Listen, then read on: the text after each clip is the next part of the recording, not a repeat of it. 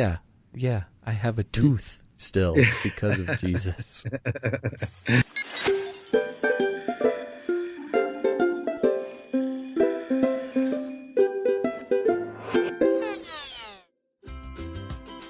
Hey everybody, your buddy Basil here, and you are listening to the Joyspiracy Theory. Thanks for tuning in this week. We've got an awesome episode here with Chuck. Chuck, yes, you may remember that name. He was mentioned a few times a couple episodes ago with Omar. Together, they co-host the Fire Theft Radio podcast. Make sure to check that out on your podcatchers. Those guys are doing good work over there. But now you're going to hear Chuck's side of the story. He's a first-generation American, and his family's from Mexico, and they had a little Buddhist stint there, which I just thought was fascinating. And holy moly, if you're looking for some interesting supernatural testimony here, he's got just so much experience in a lot of different areas as far as that goes. So get ready for that. Anyways, overall, you guys are going to be so pumped. But before then, I just want to thank everybody who supports the Patreon, patreon.com/thejoyspiracy theory. People be getting the bonus stuff there. We've got some more bonuses coming out soon. Also, if you want to support this podcast, keep it on the air, keep the lights on over here, you can go to patreon.com/thejoyspiracy theory, sign up for a monthly donation. You can get shout outs and messages read on the show, as well as bonus content. It's a good way to get involved. Also, if you haven't done it yet, make connection with our prayer ministry. You can send an email to tjtprayer@gmail.com. Check out what's going on over there. It's a great ministry that's just really blossoming, and I appreciate that, and it's all because of you guys. Other than that, thanks for everybody who's been leaving ratings and reviews on iTunes. Make sure to go there. You want to go to iTunes, leave a rating and a review. I'll talk a little bit more about that later, but it really helps spread the podcast, shows other people that this podcast exists and that it's worth listening to. And so I hope you think that is the case, because I certainly do. All right, other than that, enjoy the episode. And remember that there's going to be some more bonus stuff going up on the Patreon, so there's going to be a whole lot of hours of stuff to listen to, and maybe I'll have to get both Omar and Chuck to do a episode. So maybe we'll talk about, I don't know, it'll be awesome. Anyways, okay, here we go. Buckle your seatbelts. This is Chuck from Fire Theft Radio Podcast. Okay, here we go.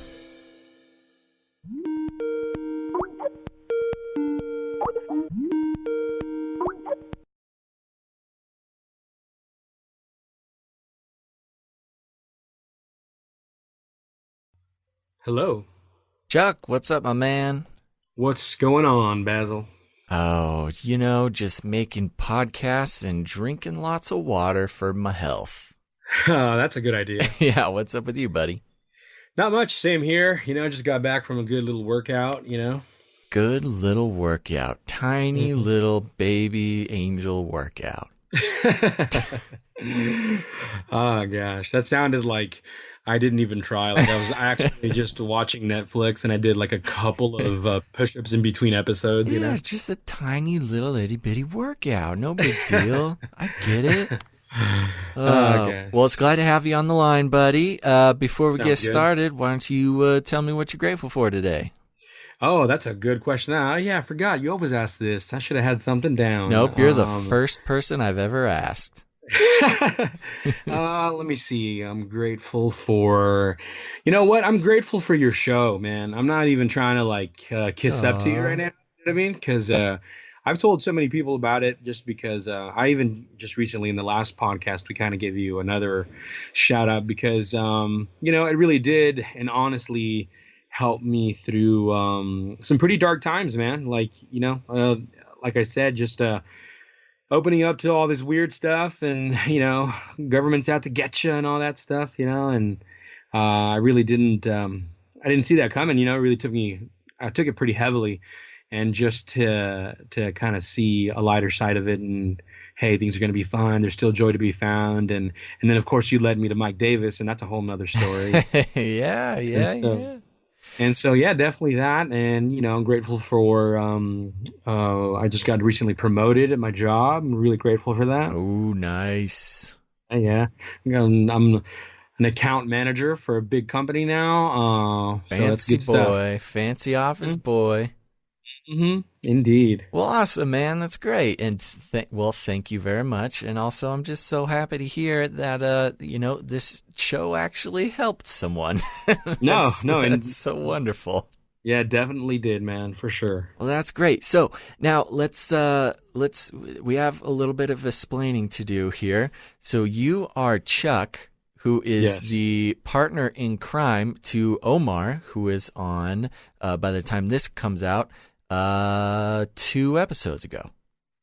Correct. Yes, I am Chuck. Yes. Why don't you just give a quick rundown of what your podcast and just that connection there and and how you guys hooked up with me. Oh yeah, for sure. Well, so where do I start? Just so brief. I'm telling you, boy, you just make it brief. We have a lot of other things to talk about. Yeah, I mean, I am Chuck, from Fire Theft Radio. I have a podcast, and my buddy Omar is on there with me. Sorry about the Skype confusion. That's a long story, which if you want, we can talk about. But I wasn't planning on it, but just so everybody knows, apparently Omar has a Skype, and that's how I talk to Omar. And Chuck also has a Skype, but the name on the Skype is also Omar. So I'm pretty sure it's just Omar pretending to be 2 people inventing his own co-host. That's the biggest scandal in podcast history since we realized that Basil wasn't my real name. Oh gosh. Wait, what? It's not your real name? I'm just kidding. Gotcha. No. I'm the MK Ultra split personality of Omar. Yeah, exactly. They have activated the splinter cell. No. Well, see, what happened is we tried to Google Hangouts Michael Heiser, and that was disastrous, Yeah. And he's like, well, I've never done it before. I've heard about it, but I never done it. And we were panicking because we even got Michael Heiser on. And so we're like, oh, just kidding. We don't use Hangouts. We use Skype as well, like everyone else, just as you have him on the line making another Skype account. Exactly. Yeah. Okay. So we were creating a Skype account, and then it was, saying mandatory picture and all that stuff. And so it was all just in the moment, and we were using my computer. So there you go. You have my picture on Omar Rio's Skype account, but it's me. It's Chuck. Okay, so we got Chuck and Omar, and you guys have a podcast, and you guys talk about the same kind of stuff. You're a wonderful addition to the kind of fringe Christian community. Yeah, I mean, we definitely started out that way. We started that's what led us to start the podcast. We're like, more people need to know about this, know? Yeah. But it's kind of slowly, I think God's leading it somewhere else, and it's kind of slowly turning more into more biblical things, more like, ancient Near Eastern context kind of stuff. And that's great. It's a little bit controversial. We're getting some pushback, especially from your, classic evangelical community. But that's kind of what we're aiming for. We just kind of want to address certain things that we thought were in the Bible for the longest time that really aren't, and things like that. And, I love that. I'm gonna have to check your guys' new direction out. I'm all about that kind of stuff. Yeah. So that's kind of where we're headed now, That's awesome. Yeah, man, that's how it is. This show certainly has evolved over its meager 26 episodes, I guess. I don't know. This might be 26 or 27. So that's how it goes, and praise God. Indeed. Yeah. All right, so where are you from, buddy? I am from good old Southern California. I was born and raised kind of a hermit, never really been out of California. Which I find a lot of Californians do that. Yeah, I mean, we have it all here. We got desert, we got beaches, we got mountains, we got forests. So you got it all.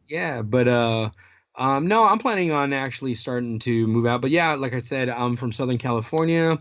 My parents they originate from Mexico. They were born over there, so I was the firstborn over here, actually. So most of my family was all born in Mexico, and I was born here. So cool. Yeah. Indeed. Right on. Yeah, I mean that's interesting, and it might be kind of a touchy subject, and I don't need you to say anything you don't want to say here on the internet, but from a guy like you, your perspective, Christian guy, nice, but having in these times of the tumultuous immigration status, is that something that impacts you guys at all? Close family members know. Everybody kind of work towards their citizenship, you know? Yeah. And but we definitely do have quite a bit of family that isn't, and there is a concern, but and that, I mean, it is kind of unfortunate. It kind of been a little bit of a split just because, I try and tell my family as much as I can, in Spanish, which is a lot more difficult, I find, to get my point across when it comes to what's really going on with political agendas, right, and things like that. So they're not really understanding. So even though they are, most of them, Christian as well now, for the most part, they don't get it, when it comes to like the presidency, on the things that should be mattering more than immigration. I tell them to look at more of the the morals that said president at least stands by, and maybe not necessarily practices. Or I know everybody talks about how Trump is kind of a jerk and this and that and all that good stuff, but a lot of the stuff that he stands for is actually very conservative. And so that's kind of stuff to explain to my parents that that's the stuff that we should be supporting more than immigration. Kind of puts me in a very tough situation with my family. Are they, because of the immigration, does that tend to lean them away from the Trump train? Yeah, indeed, definitely. Right. I mean, I could see that. That's understandable. Yeah, and then I explained to them, the misnomers and the, all the things that aren't really true. The hype, the kind of radical liberal hype that kind of blows it out of proportion a little bit, stuff like that. Yeah, indeed, and I try and provide them with some kind of information, but they either don't care enough or just whatever, Well, that's interesting. As the Hugh that I am, I don't necessarily get to see that side of things. So that's very interesting. Thanks for cluing me in, buddy. No, for sure. Absolutely. Okay. So, from what we learned from a couple episodes with Omar there, you guys, your story is kind of intertwined a little bit further back than recent history. I met you guys at the Michael Heiser event. Correct. Yeah. Right? When okay. Good. There. Oh, I got to be completely honest with you. I was stalling there because I wanted to make sure that it was you that I met, but yes, I remember the name, so we're good. No, that's I'm surprised you remembered us. It's all good. That was a great event, and you guys showed up there, and I think Omar and I told the story, but long story short, we met there, and it was super cool. And it was shortly after that you started the podcast, or did you start before that? Well, that was actually the beginning of it. We kind of recorded, we had the idea of starting on YouTube and things like that, and then going from there. So we even recorded some sort of video of us, because we didn't really want to show our faces. And then right. We were like, all right, this is Fire Theft Radio. We're at the Heiser event, and we're here to learn some stuff. So that's kind of when it started, but we didn't really get official until a little bit after that, and then actually went on and got all the accounts that we needed to start a podcast and all that good stuff. Great. Ooh, sounds like you got a plane flying around back there. Oh, I do. Yeah, I'm actually right next to an airport, so sorry about that. I could start trying to guess airports down there, but I will spare you. So, okay, well, awesome. So you grew up in Southern California. You started there. Were you a churched family from the beginning? We have a very, very interesting background. We were, you could say, spiritual, religious, in many ways. We actually practiced a Japanese type of Buddhism called Soka Gakkai Buddhism. Your family did? Yes. Whoa. And before that, we were traditionally Catholic. Omar, I'm looking at your name here. It's not Omar. Chuck. Yes. I gotta say, I have seen a lot of things in this life. I've been a lot of places, but uh, Mexican Buddhists I've not Oh, come in contact with. yeah, man. Whoa, that's Yeah. awesome. It's insane, man. No, yeah, we were in it for sure. And um I mean, before that, like I said, we were Catholic, kind of, traditionally Catholic from Mexico. Uh-huh. But at the same time, in the mix of leaving Catholicism, and we were mainly practicing Buddhism for a while. In between, we were still practicing some, Catholic stuff. Can't really leave the culture thing behind. Our family did before, they just couldn't really leave it. But we were primarily Buddhist. But even in between that, we were doing some pretty shady stuff, like, white magic and occult practices as well. So we Whoa. were, As a yeah. family, like the family unit? Um, Or mainly me, my mother, my sister, and everybody was just kind of like, you guys are, yeah, well that into counts. something else, That counts. I mean, I've talked to people who kind of dabble in the occult and magic and things like that, but it's usually like, oh, I was a teenager and was rebelling or something like that. But like, No, we were about it, trying to, we were doing some seances, conjuring, and trying to conjure and stuff like that. whoa, okay, we're gonna have to go. We're gonna have to slow down a little bit, but continue, Yeah. and then I'll start taking steps back. Yeah, for sure. Yeah, so we were doing that.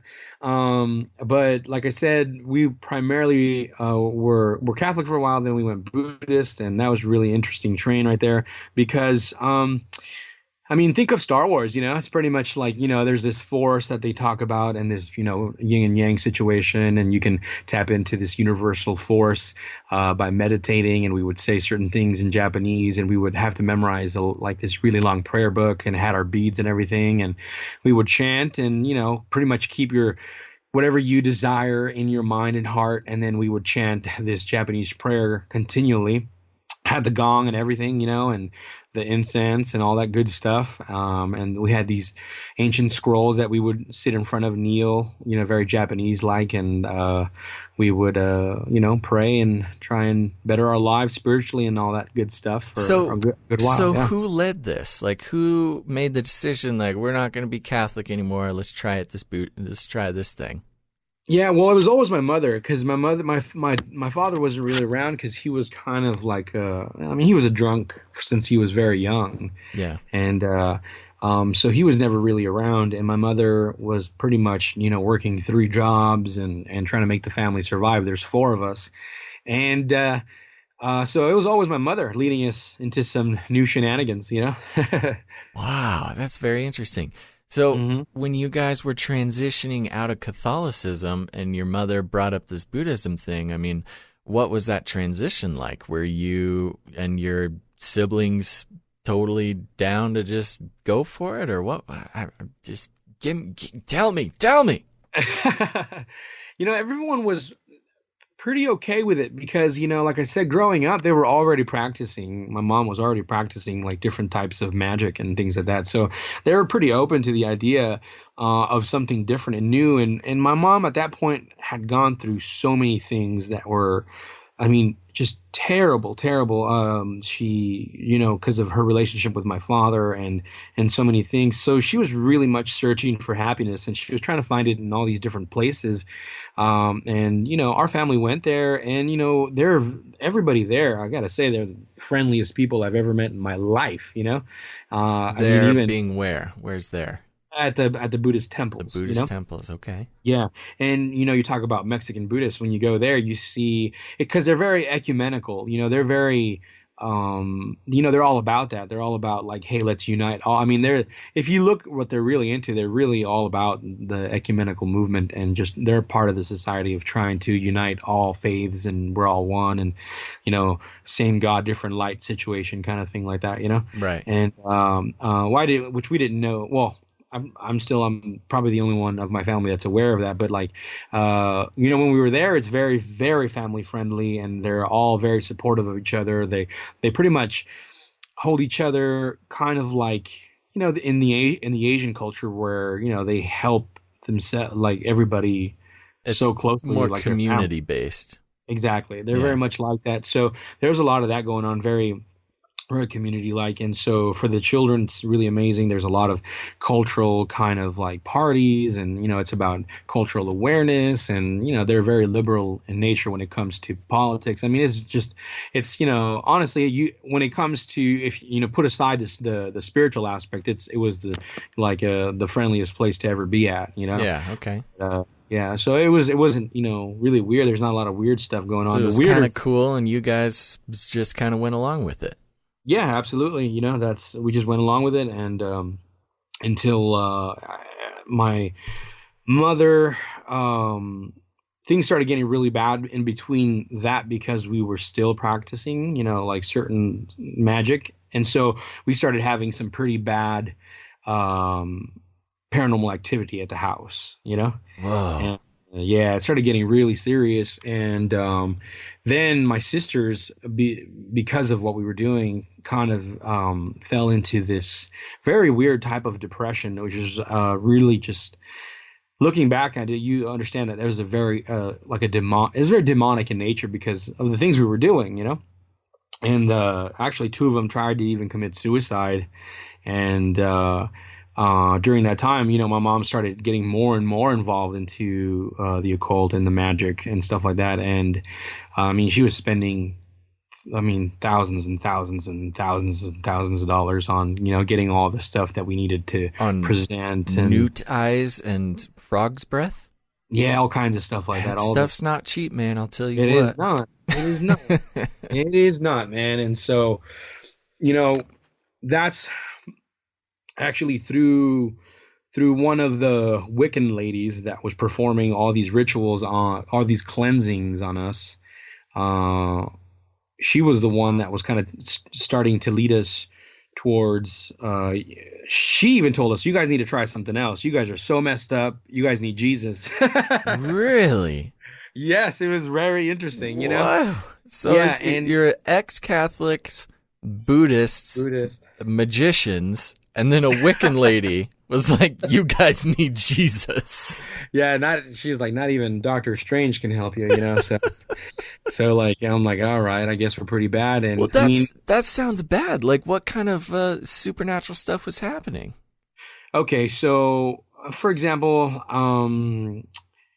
I started hearing voices always with me, always calling out my name, and then voices turned to shadows, always behind me, And then shadows turned from, they were always like outside of the house, and then they went to the inside of the house, and they were like, in my case, every time it would happen, of course, during the night when you go to bed, I would start getting really, really, like I would wake up and I could see these figures standing over me, Yeah. And then they were moving around, and they had very ugly faces, like they had like shadowy, ugly faces, and they were calling me, like it was just really loud in my head, like it's really loud, and they were starting to shake my bed, like my bed and my body would physically move, you know what I mean? Yeah. And I was like, what's going on? And so then my mom, same thing, she started getting some very bad paranormal activity. Same pretty much like me. Things started moving, around the house. I mean, just like the movies, we legit could have made Paranormal Activity Part 2, 3, 4, 5, and 6. You know what I mean? Because there's just so much of that stuff going on. I can go on for a long time, but it was just a lot of that stuff going on. And so when it got really, really bad, that's when we went to pretty much the best Wiccan lady we can find, And that was probably the weirdest, most supernatural experience I ever experienced. Oh, that was redundant. But I ever physically saw myself, because what happened was, and for those who don't, this was really weird. Like, not even David Blaine, what I mean? Real quick, how old were you at this point? Around that time, I was in my teenage years. Okay. I was getting closer to, my 20s. I was in my teenage years, so I was well aware of what was going on. Yeah. And so when we went to this lady, and this was really a trip. So she started,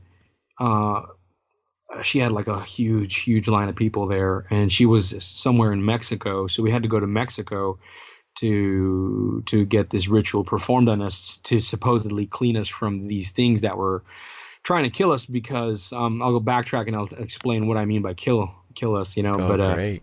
yeah, yeah, you're like, yeah, please, yeah.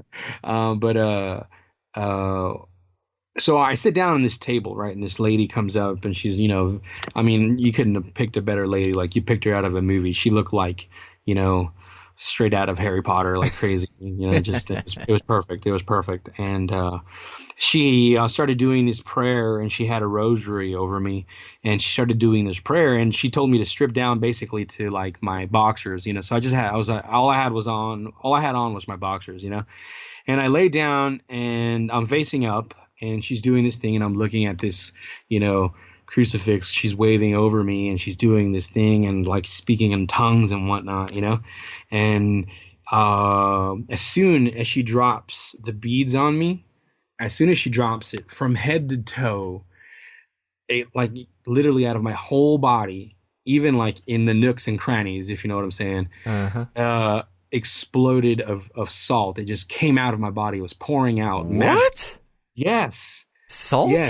Yes. Like granules or sweat?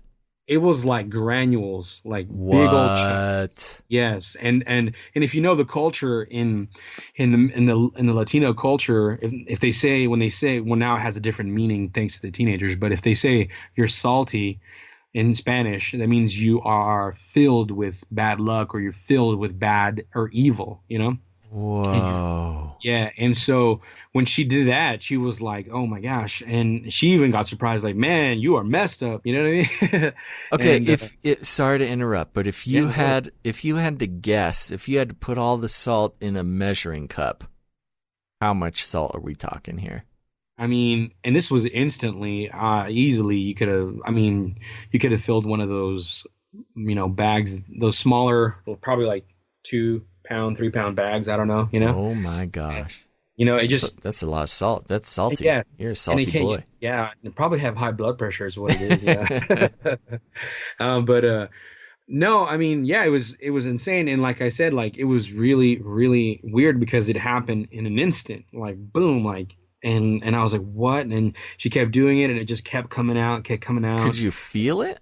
I could feel it, and it was coming out of like my head, my hair, my ears. Okay, you gotta slow down, mister. You could feel it. Did it hurt? Like, were you watching it come out of pores? I was watching it come out, like, really, like, in an instant. Like, you know, that's why I mentioned David Blaine earlier. You know, like when they do like sleight of hand and you blink and it's there. Yeah, you know? Yeah. And so it was like that, but she wasn't moving her hands anymore. Like, her hands are in one place, and she just touched me with the beads, and then just boom, like everywhere, like salt, and it just kept coming out.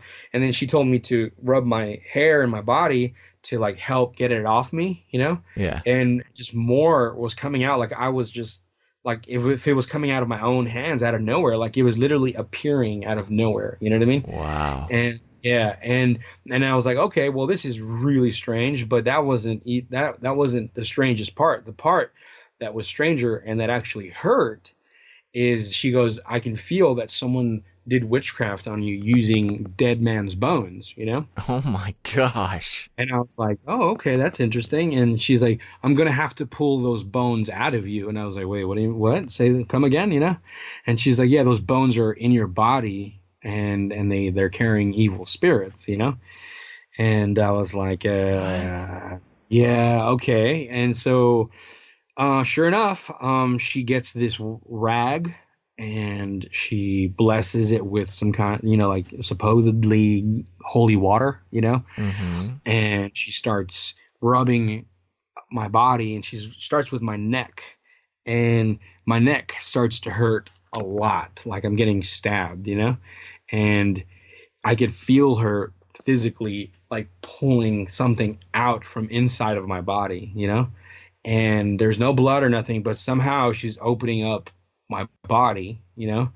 And I could feel these bones, like something hard. I didn't know it was bones, but she was pulling them out. And sure enough, like as she pulls them out, I see them, and they were like old, nasty, dead bones, you know what I mean? and she's like, oh, there's more. And that was extremely painful, actually. And that was probably the trippiest thing I've ever experienced right there, because it hurt so bad, you know? That is the craziest thing I've ever heard. Right. It's pretty intense, you know? So like when people tell me like, oh, this, you know, spiritual stuff or the supernatural doesn't exist, I'm like, well, let me tell you, I have empirical evidence, you know, like, Right. like, you know, and I don't know, like, I wish you know, she even offered us to keep some of the things, like, to remember, like, hey, this is real. And, you know, this is what they kind of like to remember what evil you beat, you know? Right. Like a trophy. Exactly. And so, yeah, that was extremely weird. And so I was like, okay, she was done with that. And I went to the restroom, and in the restroom, she happens to keep all these weird creatures that I have never seen, and I have researched them myself. I've Googled them to see what kind of creatures they were. I haven't seen anything like them. But she had a bunch of creatures in a jar that she said I asked her when I got out of the restroom. I was like, excuse me, what are those ugly creatures in there? You know, which if I had to explain how they look like, they kind of look like a mixture of like a scorpion with like almost like the face of a human. You know what I mean? Whoa, that's weird. Yeah, exactly. And she's like, oh, those are creatures that I've pulled out of people's bodies. You know what I mean? Wow. I was like, are you like, I didn't believe it. I was just kind of like, all right, you're putting a little too much salsa on your tacos there, lady. You know, like that's right. But, I mean, especially when there's at least reports of, you know, healers or spiritual people who kind of try to pull fast ones over on people. You know, it's easy to get a little bit skeptical about stuff like that, especially scorpion demons getting pulled out of people. And I didn't believe it until, you know, my mom went in and she ended up doing the same thing she did to me, but to my mom. But then out of my mom, she pulled out one of those creatures. You know what I mean? What? That's crazy. Exactly, man. And I mean, so long story short, don't practice witchcraft, you know? Yeah. I mean, did you wow. I mean, so what did she say to your mom? I'm sure your mom is feeling a little guilty here for trying to get into the magic game. It's a dangerous business, apparently. Indeed, it is. I mean, I guess we could have assumed that, but yeah, wow, that's incredible. Yeah, it's pretty insane. And so once we did that, you know, everything, you know, as always, every time we would go to one of these places, for people that said, oh, this works, you know, yeah, it would work for a moment, but then things would get worse, you know, because you're opening up these doors, you know, and that's just how it always is. And but the reason we were going to like high level people, because things were getting so bad. I told you my sisters were trying to commit suicide. I was just a super angry person. I was having all this, you know, paranormal activity in my room. And the worst thing that happened out of all of this was this man, for no reason, at my mom's job where she worked at before, tried to murder her. You know? What? Yeah. She used to work. Gosh. Yeah, she used to work where they make spas. Okay. And like a factory or something? Yeah, like a factory of Sundance spas, you know? Okay, all right. Hey, we don't have the Buzz Market spas here. Oh, yeah, my bad. Yeah, it's okay. Yeah, indeed. Yeah. Yeah, so for whatever reason, that man hated my mother, and my mother later talked to that man and asked him why, but she didn't like my mother for any apparent reason.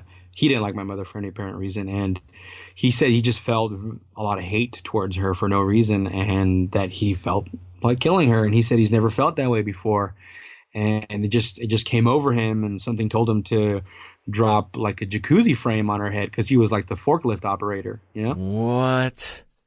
Yeah, and so that's exactly what he did. He dropped the forklift, and he had like one of those frames that surrounds the jacuzzi, and dropped her right on her head, man. And she was, you know, struggling to survive from that for a very, very long time. Oh my gosh!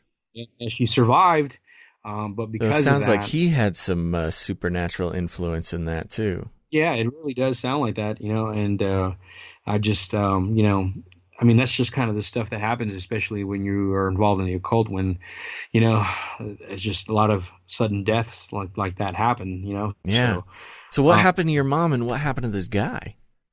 okay, so my mother, she didn't really know what was going on for a while because she almost died with this head trauma, and during that time, we were doing our thing that I just explained earlier, trying to make things better because she was trying to survive that because she couldn't stand for more than 10 minutes, and she would hemorrhage from her. She was still bleeding, inside of her brain. It was not healing correctly.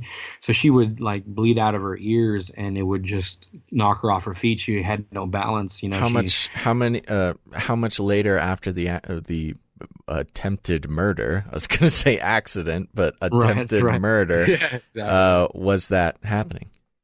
I mean, she dealt with that for, I gotta say, Like years, yeah, months? many years, Oh many wow, years. wow. I'm gonna say at least 4 to 5 years of just bleeding, and it wasn't getting any better. And um, so as we were doing and trying to find a solution, because the last checkup she got, the doctor basically told her you have about a year to live. They told her, Right. and she, there's nothing we can do. The injury that's not healing right. It's in the middle and the inside of your brain, and it's just for us, it's inoperable. We can't do it, and especially during that time, it was in the late '90s. There's just nothing they could do, and um, they told her like we really can't do anything, and that's kind of when the whole spiritual occult stuff kind of ramped up because we were trying not to have my mother die. Oh, you Even mean ramped up after the scorpion creature and the well, that salt was guy? kind of the pinnacle of that. You know what Yeah. I mean? Okay. Yeah, but I guess I just Tarantino'd the story. I just kind of that's what happened, and Okay, so this was before the Wiccan lady. yeah, this is. I mean, we were kind of seeing her, but we really amped it up to the one in Mexico and this other one in California as well. But there's a few. But we were basically on survival mode because my mother was dying, and also during that time we found out that my father was dying of cirrhosis because he was always Right. drinking, and that's pretty much when the last Wiccan lady I told you we went. She's like, you guys need Jesus, and she led us to that church that me and Omar went for a very long time, So, uh, God. So you guys go to this Wiccan lady. You start bleeding salt out of your body and pull this scary scorpion creature out of your mother. And what does it go for? She literally just says like, "This is really bad. Like, this is too much. You guys need Jesus." Yeah.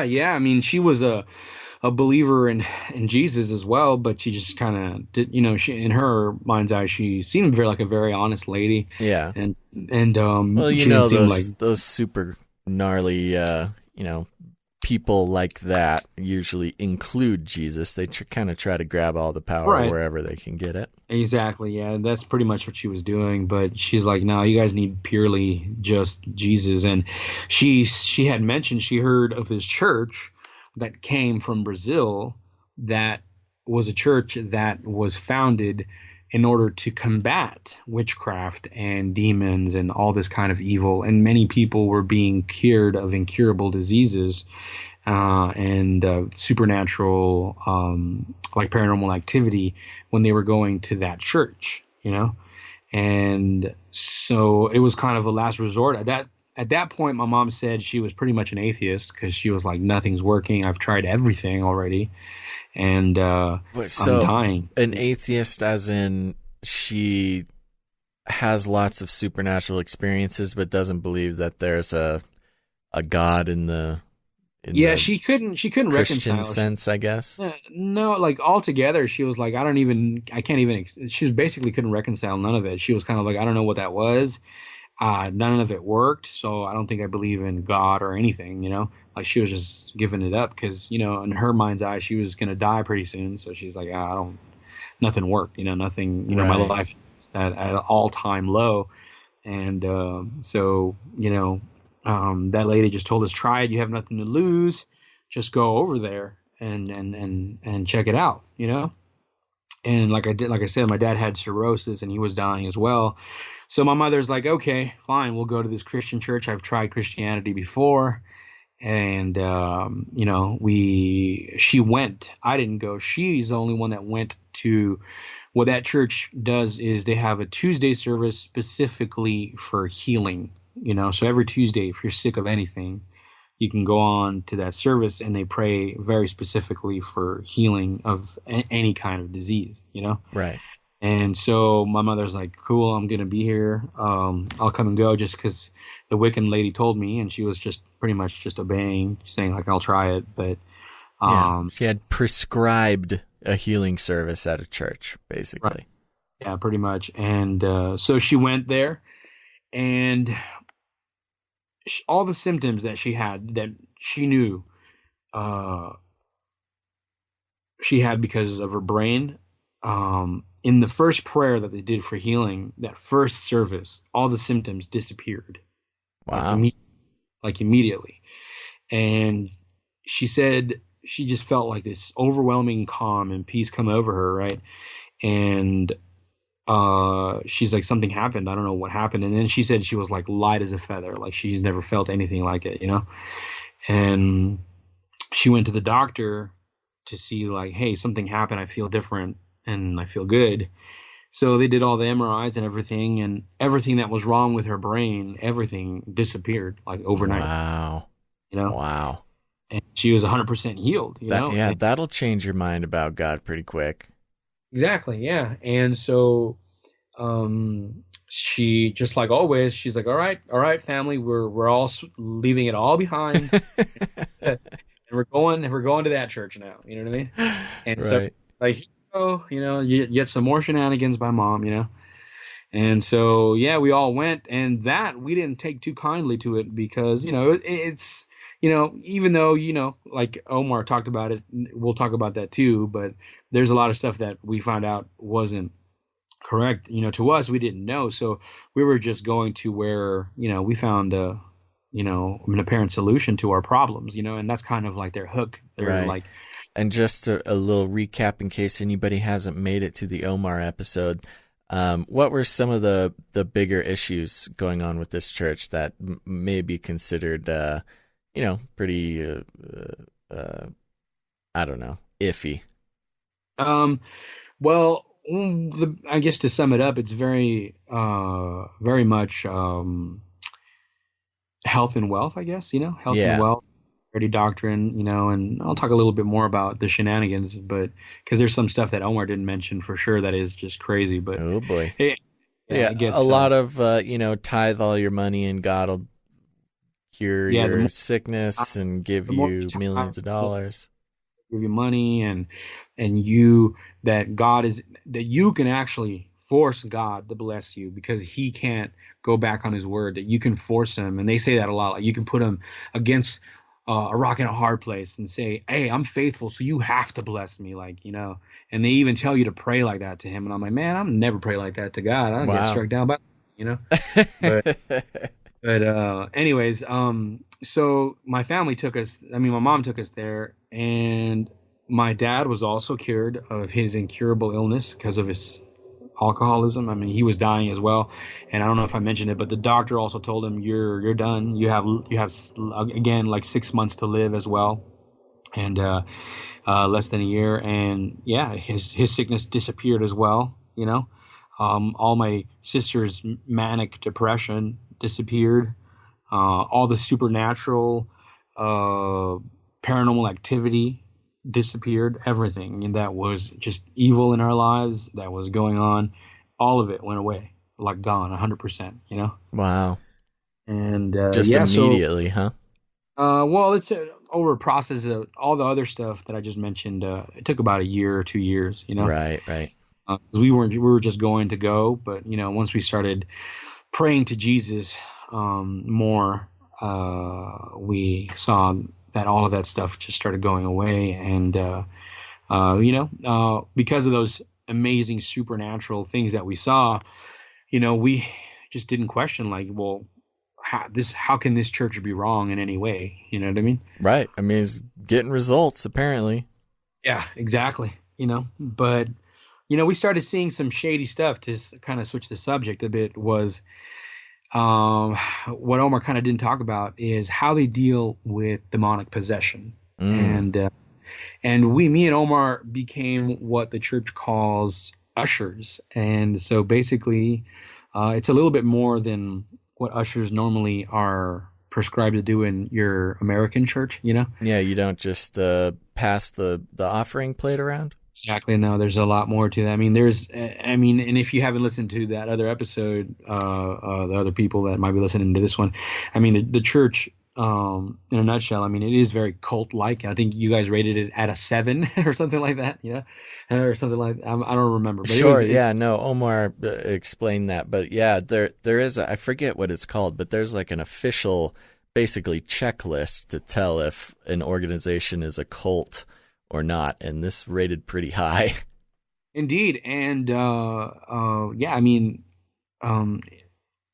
it's there's just so much to talk about. But real quick before you get into that, when did you meet Omar in all this, and how? Real quick.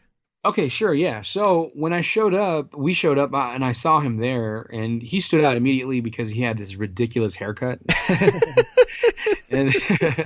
Sorry, Omar. He knows about it. He's a little bit embarrassed about it as well. What was it? It was like your classic make fun of split down the middle bowl haircut. It was like, and he has so much hair, so like it was like huge. A poofy, like a poofy bowl. Yeah, it was like a poofy little mushroom bowl, and it was just like, and I saw him, and at the time he had like a unibrow, and then he had like, he just looked like very pimply, and he was kind of a teenager, so I'm just kind of like, and I was like 100% the opposite, like, he was kind of more always from the beginning. He was very much kind of nerdy, I guess, but in a good way, Yeah, we love nerds around here. Right. And I was like a closet nerd. Like I loved all the nerd stuff, but I always kicked it with the cholos and the rebels and everybody, you know what I mean? Right. And then so that was just kind of like, that was like my deep dark secret that I was actually very nerdy, And then so I saw him there, and I just instantly didn't like him. I was like, look at that guy, he's ridiculous, And I was very much like that. I didn't like a lot of people off the bat, but I saw him there, and over the process of over the period of many years, I started talking to him, and I found out like, oh, I can be myself with him, and we had a lot of stuff in common, Isn't that freeing when you? Because I kind of did this thing where I was pretty nerdy when I was younger, and then I went into the closet with my nerdiness, and so I was a little bit of an undercover nerd. I have since come out of the closet as a huge nerd, but when you find those people that you can be nerdy with, and you just feel like you can be yourself, it's the best feeling in the world. It is indeed. And I was just kind of like, man, I could really just truly be myself. I don't have to be this tough dude and blah blah blah, Right. And just I was just Omar would tell you the same thing. If he explained me, he was like, oh, Carlos was dressed and ridiculous. He thought he was really cool with his chain wallet and his Doc Martens and his slick hair, his Dickies. Yeah, and I was trying to be like a fat Mexican Dean Martin or something. Like, no, sorry. Like, I don't know what I was trying to do. I was like all kinds of different things. Like, I thought it was cool because I liked all that older stuff, and I'm like, just didn't look right on me. You know what I mean? And I was just trying to be it, and I was like, whatever, but I don't care. I thought it was cool. So, so over a period of time, I started really getting along with him, and then he kind of started discipling me towards, following God more, and I was kind of like, all right, and I saw that he was actually pretty cool and not weird. And from the beginning, we were always asking certain questions that weren't addressed in the church, because you're not allowed to ask questions. It's like what we say goes, and that's it, Right. And in between us, we were like, well, what about this? Like this isn't in the Bible. How come they say that's in the Bible? And we were like, I know. And then we were both like, oh, we shouldn't ask that. We're being malicious. The devil's trying to, like, fool us into leaving this church. This church is, because that's what the church tells you, And so, that's where I met him. And kind of towards when I turned 20, I decided, like, you know what? My questions aren't being answered. Omar was off to the Navy, my best friend wasn't there, and I was just kind of like, and he had a little bit of a stumble as well. He's just, decided, what, I'm, 9/11 happened and all that stuff. Not too long after that. And, Omar decided to join the military. Right. And I was just kind of on my own, and I was like, I can't be here. And I decided to leave the church, and I left it for a good 4 or 5 years. So what was some of the not so cool stuff that was going on there that you're mentioning? So let's talk about, okay, I started finding out that deliverance biblically, expelling demons, wasn't what the church was doing, because as Omar mentioned, every Friday service, we have a service specifically dedicated to people who have supernatural, activity in their house, paranormal activity, and or may think they've been dabbling in the occult or some kind of magic, because it's very prevalent in the Latin community to mix Catholicism with, white magic, they call it, and things like that. And so the church primarily concentrates in the Latin culture. So since it's very prevalent, they have a service dedicated for that, and their intentions were good. I'll talk about that a little bit later on how I know that, but the idea is, people go there and you pray a very loud prayer. I basically, if you were standing in front of me, I go up to you, I put my hands on your head, and I speak to your ear very directly, and I start, telling whatever demon to get out. But it's very hands-on. There were people that were legitimately possessed, and there were others that were not. And we go through these training classes pretty much telling you, like, oh, that's not a real demon. That's just a person who thinks they have a demon, like psychologically thinks they're possessed, but they're really not, and right. And then other ones were legitimate because they would put you on blast, dude. Like, when you see movies and demons are like telling you stuff about your life that that person has never met you, but the demon knows. You know what I mean? Right, yeah. So these demons would like put you on blast. Like, that's how you knew like those were real evil entities, because what the church would do, which was a little crazy, was like, okay, who here is here for the first time at this church? And then there was always somebody new, and they had a bunch of people in the front that were quote unquote like legitimately possessed, Mm-hmm. And then they would ask those people, do you believe these are demons, or do you think these people are getting paid to do this? And then sometimes, and it would happen more often than you think, but sometimes there was always that brave person that was like, that person's getting paid. There's no such thing as demons. Oh, buddy, you're going to get it. Exactly. So the pastor was like, okay, then come over here and deal with this person, right? And the pastor would say a disclaimer because they don't want to get sued. Like, they're like, look, I'm advising you right now, though.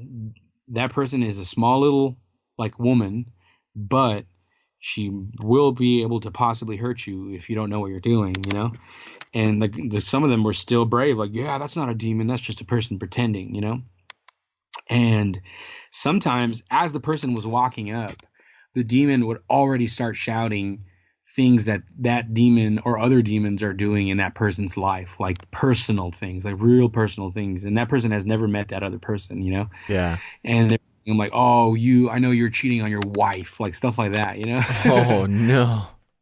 And they would put you on blast. And sometimes there was ushers that were doing things they shouldn't be doing, and they were preying on these demons. And demons would say out loud, like, oh, like, why are you trying to expel me? You were watching pornography this morning and stuff like that. You know what I mean?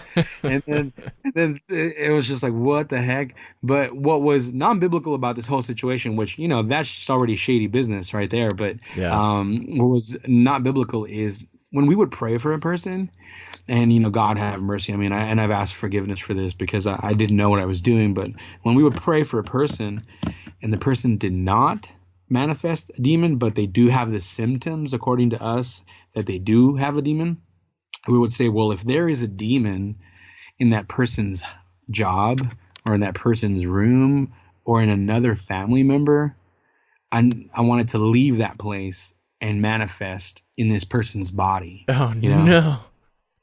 So at that point, it's conjuring. You know what I mean? Right. Yeah, that's straight up conjuring. Yeah. And so, we didn't know, and we thought, we're like, okay, we're getting rid of evil here, wherever it is. But see, when you look at it biblically, like, let's say that, and this would happen a lot too, which is the sad part, people that didn't know that they could get possessed like that, we would expel the demon, and by God's grace and mercy, it would leave the person's body. But then the person sometimes would get scared and would never come back, and they would never have the opportunity to receive Christ, Right. And that's bad business, biblically speaking. I mean, you don't want to do that, because then it gets, it says, it gets 7 other demons, Yeah. and they come, and then you're responsible for that. I am responsible for that because I didn't do, what I was supposed to be doing, which is bring that person to Christ, And I mean, we did that so much and so often, and it happens by the thousands because the church has a lot of following, and it's very sad, and that's just one of many things that it does that are just not biblical. And yeah, it's almost like a weird, it's almost got kind of a weird like occult quality to itself just doing that. I mean, it's obviously getting some results, but so does magic a lot of the times. And like I said, the founder of the church, so I was one of the music coordinators for the church. I used to play the piano for them, and I would coordinate music events and things like that. And they really liked how I did my job, and so I managed to meet the founders or the leaders of the church, because there's a hierarchy of bishops and pastors and different things like that, And so because of it, I managed to meet a lot of them and talk to them personally. Are you fiddling with something over there?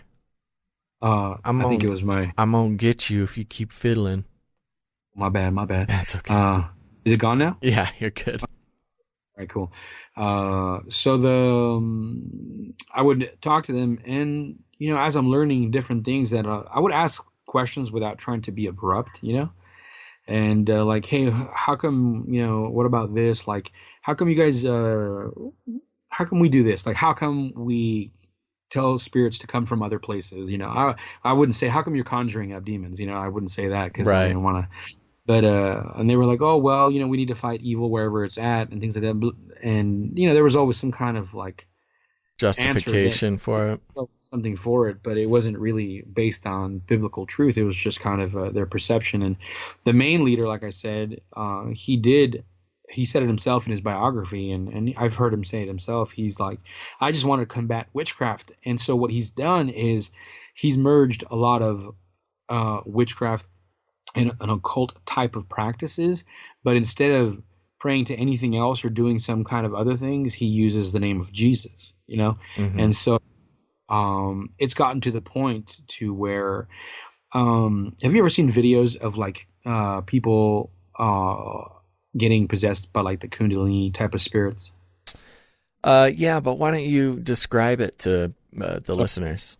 So there's different types and things like that, but in Brazil they have a very specific type of spiritism of conjuring, where they play kind of like bongo drums, and it's very African in nature, and they're playing certain rhythms, and they're praying to these spirits to get there's certain names, there's certain ones you call for different things that you need. They all have names, and they would start playing these rhythms, and people would immediately start getting possessed by these spirits, and you start feeling different things. Sometimes you act like an animal, sometimes you act joyful and overwhelmed, and you fall on the floor shaking. Sometimes you spin uncontrollably. You start jerking around, kind of like seizure-like things, and it's all done like that with. They're all conjured up by these drums or different types of rituals, Yeah. And the ones in Brazil, they use a lot of drums because they have a lot of African culture mixed in their culture. And so one of the bishops converted to Christianity, and that's literally how he does deliverance services. Really? He gathers thousands of people from all of the state or all of the cities, different surrounding cities and states, into what we have cathedrals, because each city and state has like a main hub church, and then it has a capacity to sit thousands of people. Yeah. So he pretty much travels to all those places and says, if you guys want some cleansing, and people who need spiritual cleansing, come to my service. And he starts doing what he used to do when he was conjuring, but now he goes, I present these Congo drums to Jesus, and all the demons are going to leave in Jesus' name as I play these Congo drums. You know what I mean? Right. So he starts playing a thing, and sure enough, people start doing their dancing, and they don't say that it's good. At least they say that it's evil. And I would take it a step further. The way they're doing it is also evil, and but they don't see it that way. See, they're seeing it, oh, well, as long as you do it in the name of Jesus, it's okay, And yeah, and that's still a kind of a long-standing debate in a lot of different circles. I know that the conversation going on with yoga kind of has that same line of reasoning, and this is a huge example. And it's just going to be one of those things, man. It's just going to be one of those things. This certainly feels like it's not necessarily following the right line. Oh, no. And here's the thing, like, if there are a lot of results, and like you talked about with Omar, like they have these things where you give your money and they go to Israel and they go supposedly up to Mount Zion, and they pray and they burn not your offerings. They burn the petitions that you wrote up on top of the hill, and they take, a lot of money, basically that's when they make you twice a year, they make you pretty much say, like, sell your house, sell your car, or all your savings, all that stuff, and, put your petition, whatever it is. And there are results. Like I said, I attribute that to one of two things. It's either the grace of God, or it's not God doing the miracles. It's just one or two things, and that's just right. It is, but my point is there's a lot of stuff that, there is results, but there is also a lot of the disparity, I guess, of the percentage of people that don't get help or don't get their prayers answered is an enormous amount as well, but the church, especially in Brazil, because they have followers by the millions over there, like a lot of people, and they own news networks, and the church owns actual TV networks, and they don't ever talk about these things, but there are other TV networks that have kind of risen against the church in Brazil and really? Exposed. Yeah.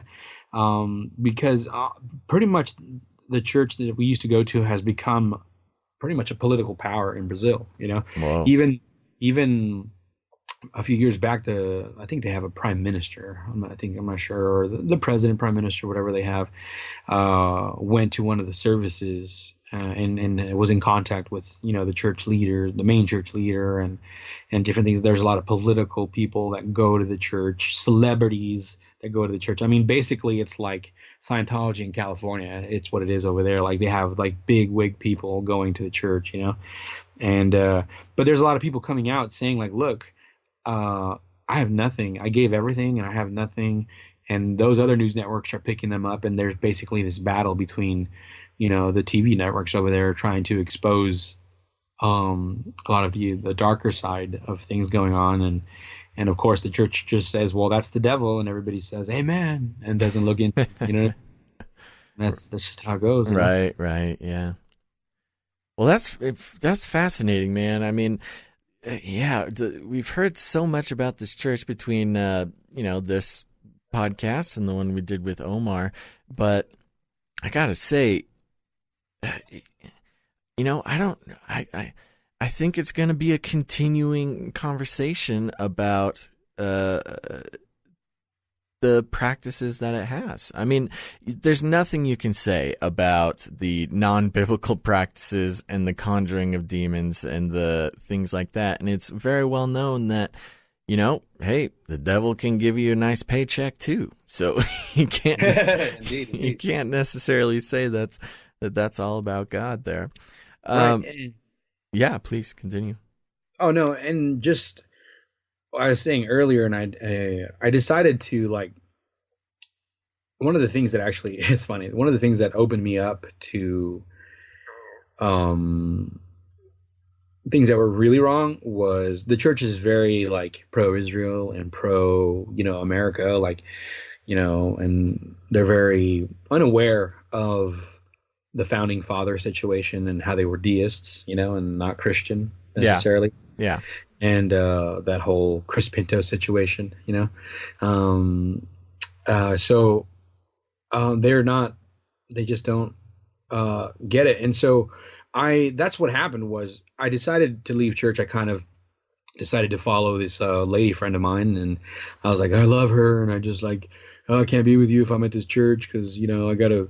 It's a super legalistic church, and I was like, there's no way I can date anybody outside of the same organization. Like if I'm going to date someone, it has to be someone within the same organization. Otherwise it's like heresy, Right. And so, I was just like, I can't, I'm out. And so I decided to leave.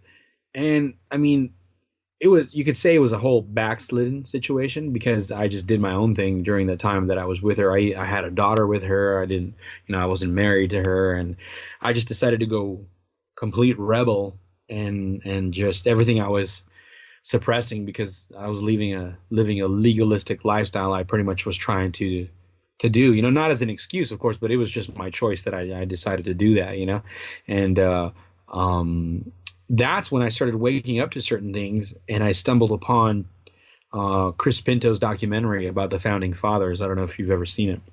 I haven't seen the whole thing, but I am aware of it. Yeah. Okay. And so that really started kind of like shattering my world because I've always been pretty patriotic, and I always had that for a long time. Like, oh my gosh, like what's going on, and I started to watch, and I didn't know it was. I started to watch Age of Deceit, Oh and, boy. Yeah, exactly. But it at the time I didn't like it, and I was just like I had enough. Like Chris Pinto's was already enough for me. You know what I mean? Yeah, and it could get pretty overwhelming. Yeah, and then I had there's this part I had it pretty loud, and I was listening to it, and there's this part where I think it's like a short clip of, elite people or whoever they are in their robes at the Bohemian Grove or something, and it starts out with him like laughing out loud, like like super evil, Yeah. And then I had it super loud, and it scared the crap out of me. Like it gave me nightmares, like I was like, oh my gosh, what the heck is this, and I just didn't even finish watching it, but pretty much during the 4 or 5 years that I left the church, I basically turned into what people call a conspiracy theorist, Yeah, imagine that. Yeah, exactly. And so during that time, and it's kind of when I had my spiritual awakening to a lot of things, and I started just confirming in many, many ways that what was going on in that church was not biblical at all, and in so many ways. And knowing those people personally, like I said, I know their intentions are well and their leaders, but I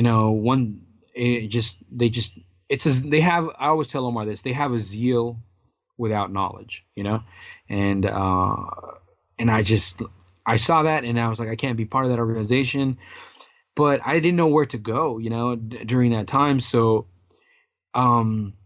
I remember real quick, was your mother and your family still going there, or? Yeah, everybody still went, and I was just kind of like, deciding to do my own thing. Everybody was still going.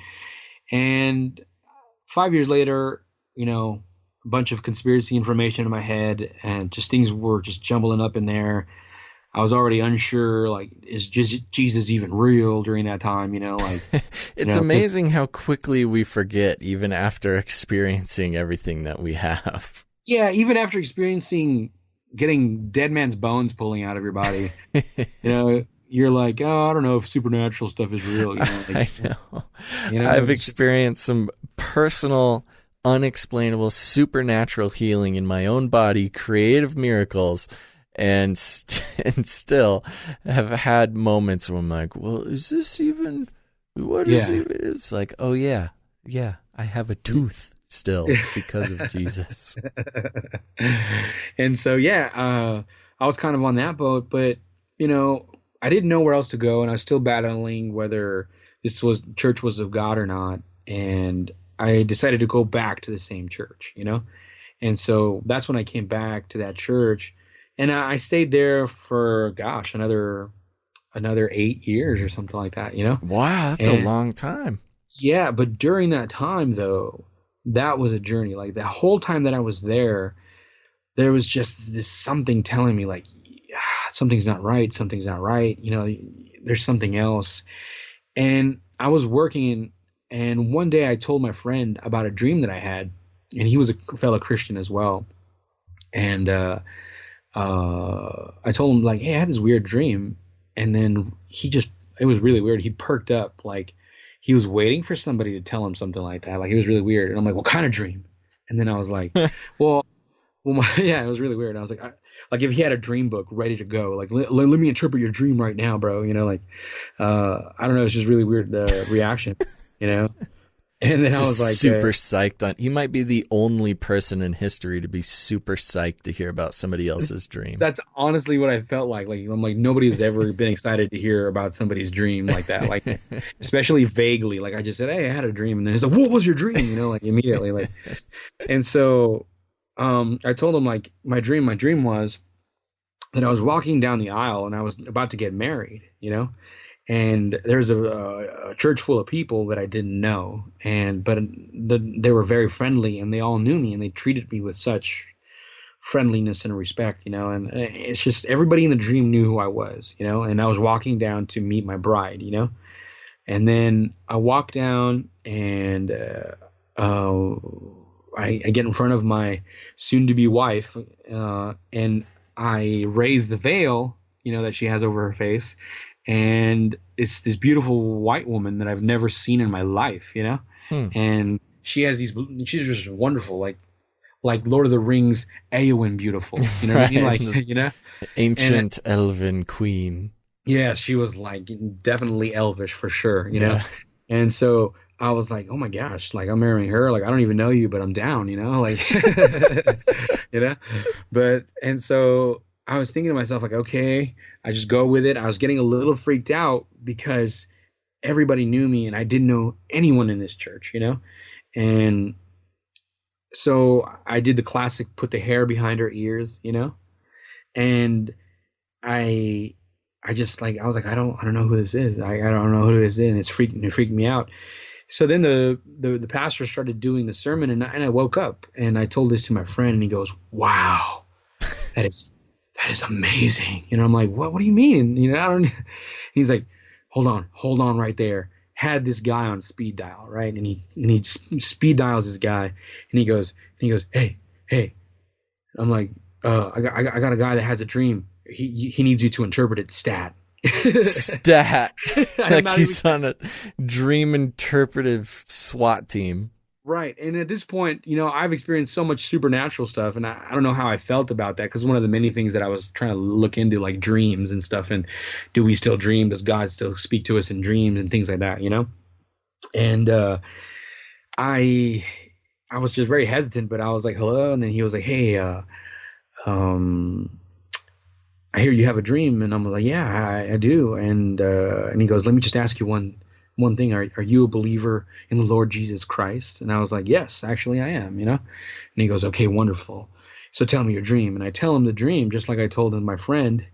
And then he goes, interesting. And he goes, okay, so this is your dream. And then what he told me was really freaky, because I've never met this guy, And he goes, the church is obviously a church that you don't go to, but you don't know anybody there, but they know you, right? I'm like, yeah, yeah. And he goes, well, in short, whatever church you're going to right now is not where you're supposed to be, you know?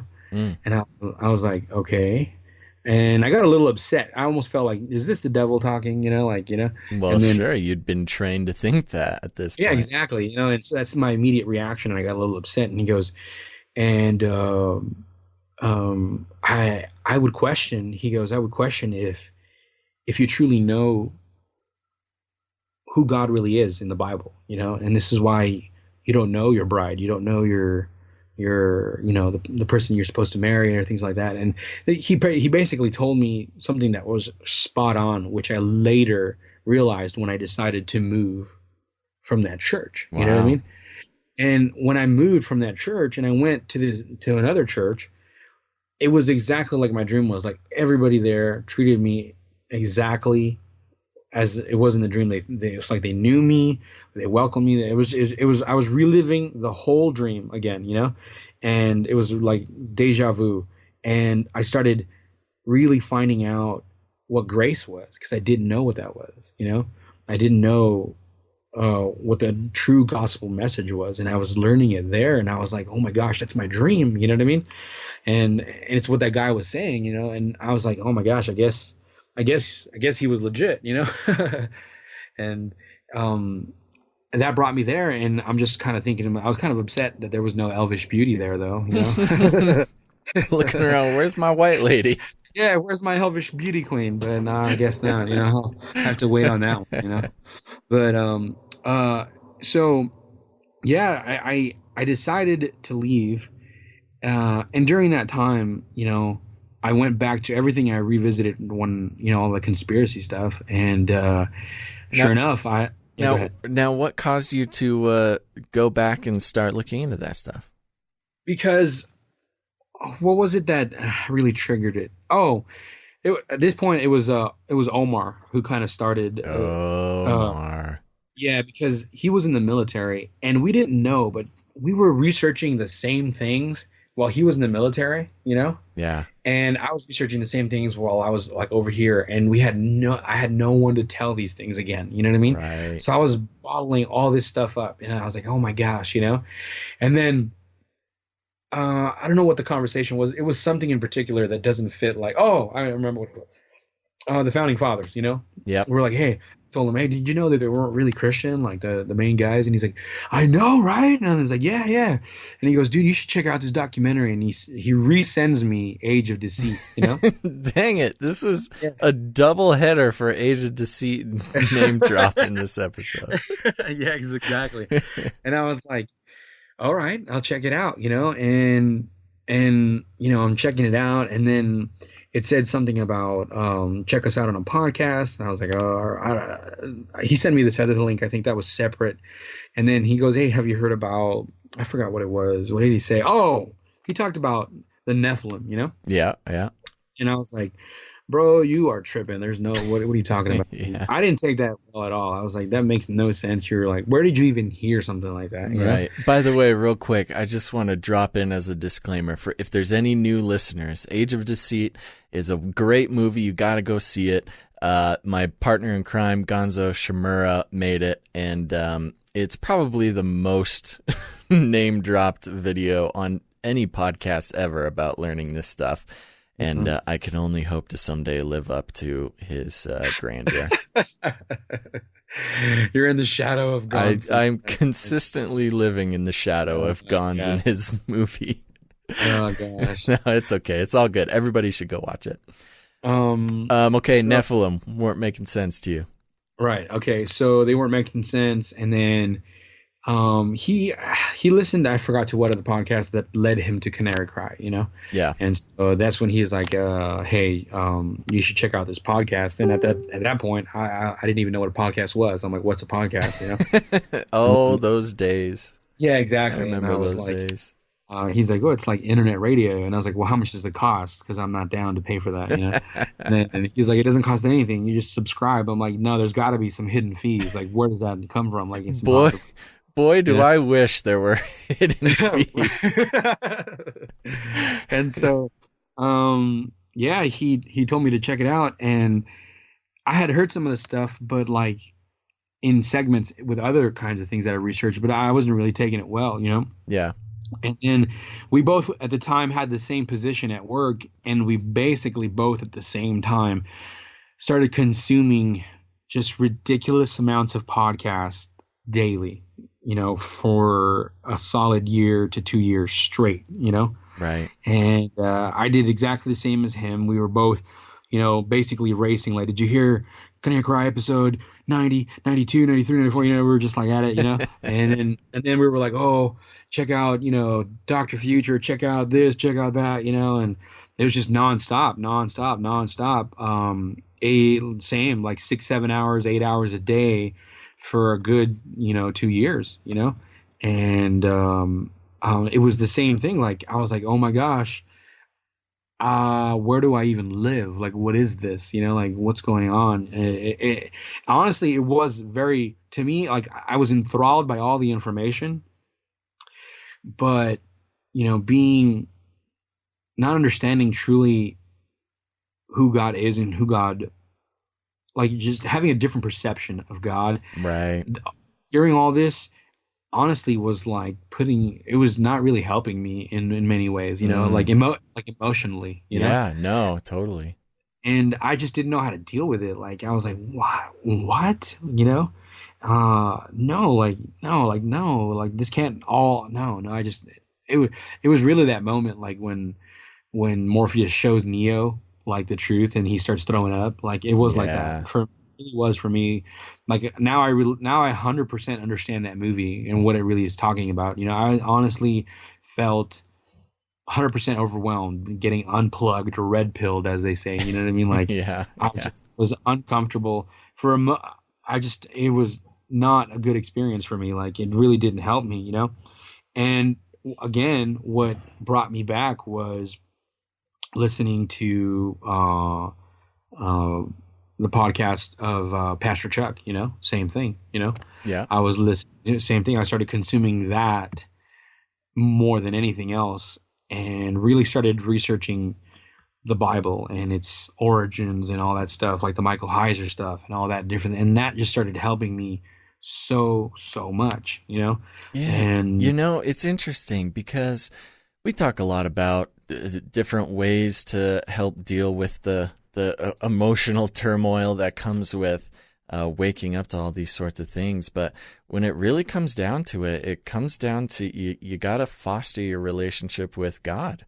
I mean, that's really step one. If you start feeling overwhelmed by all this stuff, you got to take some time and focus on you and God and what's happening between you.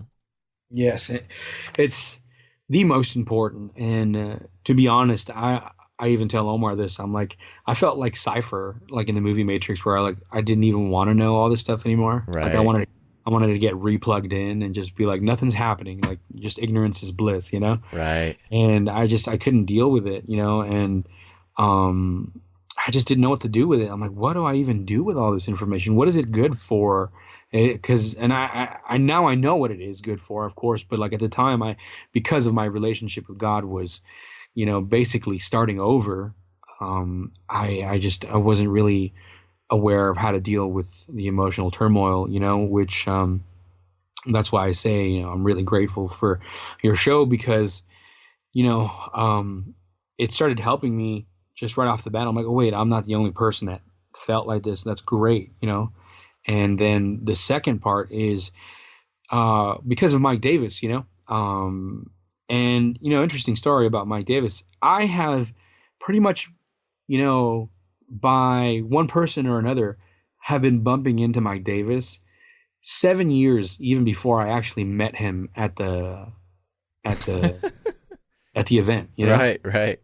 Wow, I remember that's a lot of years. Yeah. Okay. So this is what I mean by that. I was working at a store in Chino, and one of the guys that works at that store was telling me about the church that he went to. And he said, oh, it's a small church, like 10 people. And at the time I had mega church mentality, you know? Right. And so when he told me about 7 people, I was like, oh, you guys have no vision. You guys you guys suck as a church. Like, like I was a super jerk. I was one of those Christians you don't want to be. Like, I was really self-righteous and like a huge jerk, and I was like, what, 7 people? That's pathetic. Don't you guys evangelize? Don't you guys this, this and that, And then he's like, no, but my pastor's really good. He did this, he says this, he says that. And I just tore him a new one. Like, no, he doesn't know what he's talking about. He's probably a dummy. You know what I mean? All kinds of stuff. I just said the most horrible thing of a person I have never met. And turns out it was Mike Davis. Like, that was Mike Davis. No way. Yeah. That is hilarious. Yeah. It's insane, And then he kept talking about his little church and this guy Mike, Pastor Mike. And I was like, whatever, dude. I don't care about your Pastor Mike. You know what I mean? And so, flash forward to the Heiser event when we were there. I don't know if you noticed, but me being a bitter man filled with all this like, hatred because I'm like disconnected from the Matrix. Like, I was all upset and mad, and I was like barely learning all this stuff. I was there was zero joy in my heart, Right. And I went to the event because I found that stuff interesting, like all this, divine counsel stuff. And everything Heiser said subtly kind of funny, like it was kind of like dad humor, which I was like, okay, that's Heiser for you. Exactly. I was like, this is not funny, but okay, But like, to me, I was like, cool. I wasn't like upset at Heiser. What I was upset at was that Mike Davis was laughing so loud at every joke, every joke, and we were there for 5 to 6 hours or something like that. You know what I mean?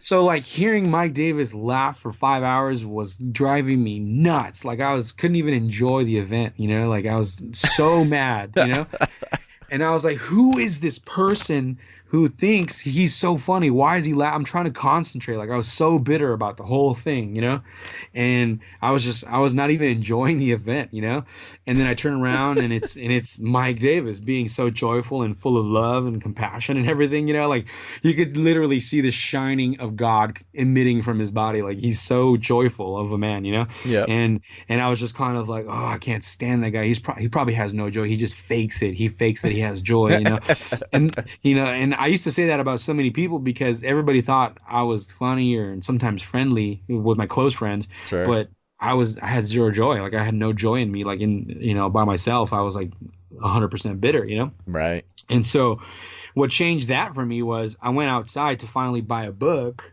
The Unseen Realm, right? And they were sold out, and I was like, oh, you got to be kidding me. Can't even enjoy this thing. And now the book is sold out, like I was done. Like I was about to drive home and I was like an hour and a half away, Right. And then I was just like done. And then out of nowhere, like Mike saw that I was upset. And then he's like, oh, you can have my book. And he gave me his book, Oh, Mike. Dude, that was like a Grinch moment where Grinch felt love for the first time. You know what I mean? And I like my heart hurt and it grew like, like I was screaming out loud. That's exactly what it was, dude. Like I felt like crying. I honestly did. I was like, what? Why are you loving on me? You don't know how much hatred I have against you. You know what I mean? And then like, I didn't even know that it was him, That is so funny. I didn't even, still to that time, I didn't even know it was him until you had him on your show and you talked about, oh, you can find him on Facebook, right? And so then I look him up on Facebook and I send him a friend request and he accepts it because I love the show that he talks about emotional intelligence. Right. And lo and behold, it said one mutual friend and it had that friend from 7 years ago. You know what I mean? And I was like, what? That's Pastor Mike this whole time? Like, and I was like, dude, I've been hating this guy for almost a decade. He's just been plaguing you with his joy and emotional intelligence for 7 years. Yes, indeed. And so, once I consumed that show. I don't know how many times I downloaded that show. Probably, 50% of your downloads was me. That same episode over and over and over and over. Right. It's a good one. Mm-hmm. And so I was like, I have to talk to him, and I sent him a message, and he actually immediately was like, well, where do you live? And he lives like literally a mile away from me. Wow, that's crazy. That's even trippier. And we started talking, and I met him personally. Like I met him a year ago, and I couldn't tell you I'm not even close to being the same man because of all the advice that he gave me, and I got researching all the emotional intelligence books that he told me to research, all the different things that have what's actually helped me, and he's not even a Christian, was this guy that's big on podcasts now because he went on like a Joe Rogan show. His name is Jordan Peterson. Have you heard of him? I have not heard of him. Okay, so Jordan Peterson is he's a clinical psychologist, and he's a professor at the University of Toronto, and basically he's fighting this whole I identify as this or you identify as that, and how they're making it law in Canada, or they made it law. Yeah. And so he was the number one advocate in Canada against all that, and he starts talking about the psychology of things, and then he starts saying like, hey, find out who you are, find out where your emotions come from, and all this different stuff like that. And it started linking everything that Mike Davis was saying. This guy who's big time in that kind of field was confirming, Yeah. And so I started consuming all that stuff, and I got to tell you, like, I'm not even close to being the same person. Like, I'm just so filled with joy now. Like, I'm like super chill the whole time. Like, it's like it even annoys some of my friends. Like when they expect me to blow up and get mad and I don't do anything, I'm just super chill. Right. Yeah, it's amazing what that emotional intelligence will do for you. By the way, anybody who doesn't know already, we've got 2 episodes of Mike Davis on this show, so go check them out and catch the vibes, because that's where it's at right there. Yes, indeed, I definitely recommend that. And all that's really helped me now, looking forward, especially dealing with my family who doesn't agree with me leaving the church. It's been about 2 years now, about a year and a half since I've left. About a year and a half, yeah. And it's been very difficult now that I'm not part of the organization. They still are, and the conversations are quite interesting. And the only reason I can talk to my family is because of emotional intelligence. Otherwise, there wouldn't even be conversations between us. And the other thing that's helped me a lot is I've been single for a long time now. You don't usually hear that as being something that's helped you a lot. Yeah. And emotional intelligence has definitely kept me, from not really losing it, from, being single. And because it's, like I said, when I started to look for God again, my baby mama wasn't having it. Yeah. Yeah. And she at the time was very, ancient alien kind of woman, Yeah. She's like, Jesus is an alien, and I was like, oh, okay, he's not, but whatever, And at the time I didn't have the information, but anyways, I broke up with her, or she broke up with me because she got mad. She's like, it's either me or Jesus. And I was like, well, I'm not going to stop looking for Jesus. So yeah, that's a hard line to draw in the sand. It is, and I've been single since, and I got to tell you that takes a lot of emotional intelligence, because I mean I've gone out on dates, but I have not really found the person I'm really looking for, and emotional intelligence helps you find what it is you are looking for, or helps you figure out what exactly it is you're looking for. Because so often, you don't really know what you're looking for, or you think you know, and you kind of just, revert to whatever is working at the time. Exactly. So, yeah, I definitely know what I'm looking for, and I'm not making impulsive decisions. I'm not thinking with like, oh, she's just super cute and she's Christian, so it must work. And it doesn't. It doesn't work that way, And so, you really start using your mind and start understanding the emotions behind it. And so, I'm being very patient about it, and that's all has definitely helped. Well, that's awesome, man. Yeah, everybody, this is Chuck, all those single ladies out there. He's loves emotional intelligence, and I don't know, name your other qualities. And he doesn't have a mushroom bowl cut. So I do not. You got at least 2 things going for you, buddy. That's good. I'm almost a black belt in martial arts. Oh. I do like the classic long walks on the beach. I'm just kidding. Well, I am. See, I'm different. I like the short walks on the beach. Yeah, no, I mean, thanks for the plug, by the way. Maybe Yeah, I get yeah. some emails like, Oh "Are you my truly gosh. single?" The first Joyspiracy theory relationship. That'll be awesome. You can I'm get gonna have to engaged see on like the a. show. You can I'll read the message and you guys can like listen to it together. I'll have you marry us. Yeah, I can totally do that. Man, Uh, I'm pumped now. All right, let's make this happen, everybody. No, but that's awesome, man. And so yeah, I mean, staying single for that long in this day and age is actually quite a feat. So I actually congratulate you. Yeah, I mean, like I said, I have gone on dates, and I mean, I guess Yeah, it's not like it's just you've cloistered yourself in a no, hermitage. no, definitely not. I mean, I'm definitely in the past 2 years, I should say, I've been trying. Like the 5 years prior, I was just kind of like going through my own journey of things. So I really didn't feel the need, or just I felt like really that wasn't something I needed. A relationship was not going to help figure things out for me at the Yeah. time. So Yeah. yeah. Well, it sounds like you're got a good head on your shoulders there, pal. Oh, thank you. Thank you. So, talking about before we move on to some other subjects, but talking about what it's like when you do start getting overwhelmed with all this stuff, I do want to make clear, like, what you said was perfect. I mean, when you start to learn about the Nephilim and the NWO and all these things, I mean, really, the biggest thing that we have against these forces and these things and these rising tides is the fact that God is on our side. And when you start to lose your mind a little bit, it's a good sign that you're losing sight of that relationship. So I think it's very important, and you echoed it this episode, that reconnecting with God in whatever way that looks like for the individual is the number one priority at that point.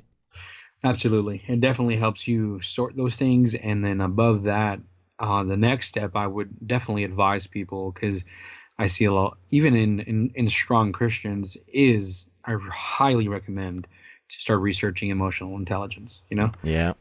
Because, I mean, even though I started learning about a lot of things, I wasn't aware of what I was actually feeling, suppressing a lot. And you get to a point where you become numb and you're not even sure what you're feeling, and you're praying. And I wouldn't, I feel like my prayers were just blank, that there was nothing behind it. Like they were faithless almost. Like, do I even have faith? Like, cause I couldn't, I'm like, am I supposed to feel faith? Like I was all confused, like what's going on, and, Right. and so you can't really feel God speak to you, keyword feel, if your feelings are completely out of whack, Right. And so a lot of the times, I mean, like Mike says a lot, God gives us the tools. I mean, if you do, your due diligence when it comes to the Bible, there is a lot about emotional intelligence in the Bible, and he gives us many, many ways to stay joyful, to have that wisdom of how to deal with our emotions. And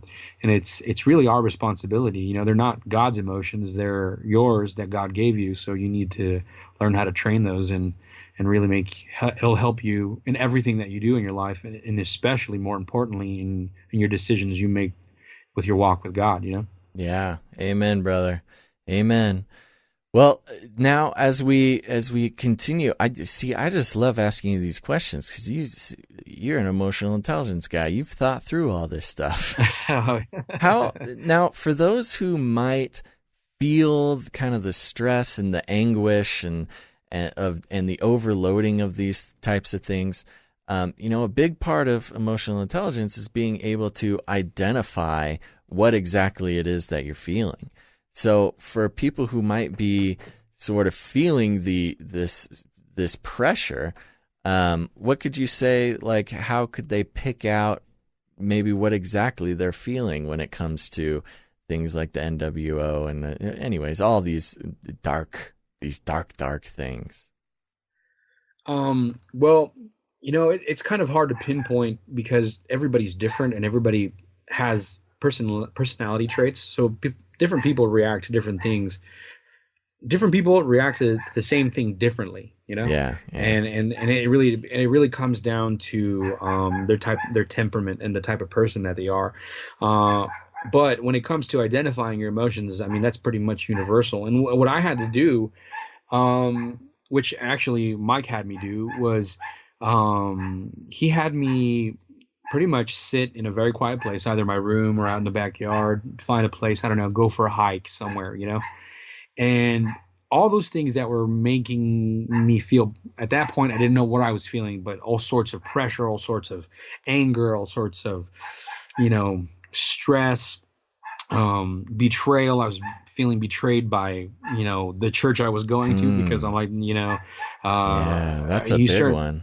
Indeed. And I was feeling angry at people that I looked up to, because for the same thing, you know, you feel like, how can you steer me down this path, you know? So it was a sense of betrayal and anger and all kinds of things. And I really sat down and I started really thinking, okay, when I think about the church I used to go to, how do I feel about that? What is it?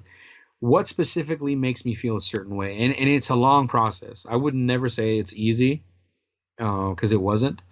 And especially to start actually putting a name to those emotions, that was the hardest part, to really identify what it is that I'm actually feeling. You know, if you would have asked me before, how did you feel about finding out about this stuff that you were never told, I would have never told you, oh, I feel angry, oh, I feel betrayed, oh, I feel sad, oh, I feel depressed, oh, I feel, you know, all these things that I know I feel now that I felt. And because they were all in one ball, you know, like you just jumbled up inside of you. So you like I said before, you don't know how you feel. You know, I know other people that have heard it and they were immediately like, oh my, you know, NWO stuff and all the conspiracy stuff or whatever, and they were like, I knew it, that's awesome, let's research more, and they were like all about it, gung ho, you know. And that wasn't necessarily my reaction at first. And like I said, it really comes down to the individual person. But the person that is going through that, the number one thing that you can do is the first thing that you should be doing is identifying the actual emotion that you're feeling. And that's how you do it. You sit down and really think. If you have to compare other things in your life to know what you're feeling, like maybe someone else betrayed you, maybe a family member or something, and you feel betrayed because that family member said something that wasn't true, and then now take that over to this knowledge. You know, if you have to remind yourself what other feelings are by reminding yourself of other things that happen in your life, that would be something that I did, and it helped me identify that emotion that I was feeling. Because once you do identify it, you start, you know, you can move from there. And actually, for the most part, as they say, you identify that emotion and it starts, you know, decreasing because you finally know what you're feeling, you know? Right. And then it starts decreasing already. So from there, you can make a conscious decision. Okay. You start knowing how to heal. And that's where I feel the understanding of God comes in, because more of this stuff doesn't help. What helps really is, you know, the gospel message and many other things that God has left us in his word to deal with very specific emotions. I mean, go through Proverbs. I never saw Proverbs as an emotional intelligence book, you know? Yeah. Because, you know, but when you start reading it, you're like, oh my gosh, this stuff is everywhere. Yeah, you know? It really is. Yeah, and I never saw it that way, you know? And I used to read it and I'm like, well, okay, that sounds amazing. That sounds great. That sounds like Confucius said it, you know, and that's like really cool. That's a t-shirt. Oh, that's a cool t-shirt, you know, like I'll put that on my t-shirt, you know, as a quote or something. But there was no depth to it. And the only way you can find the depth of what God is trying to tell you is to understand the context of it. So again, it comes down to understanding who God is through his word, you know. So in all honesty, I've been able to deal with so many of these emotions because I finally started understanding what God has to tell me in his Bible, and just all of that just started, you know, coming off little by little. I can immediately assess what I'm feeling, why I'm feeling it. Sometimes, like when I'm mad at a certain person, I know that anger came from something from 2 days ago that I still haven't dealt with, and I can now deal with that and then project that in the future. Like, okay, cool.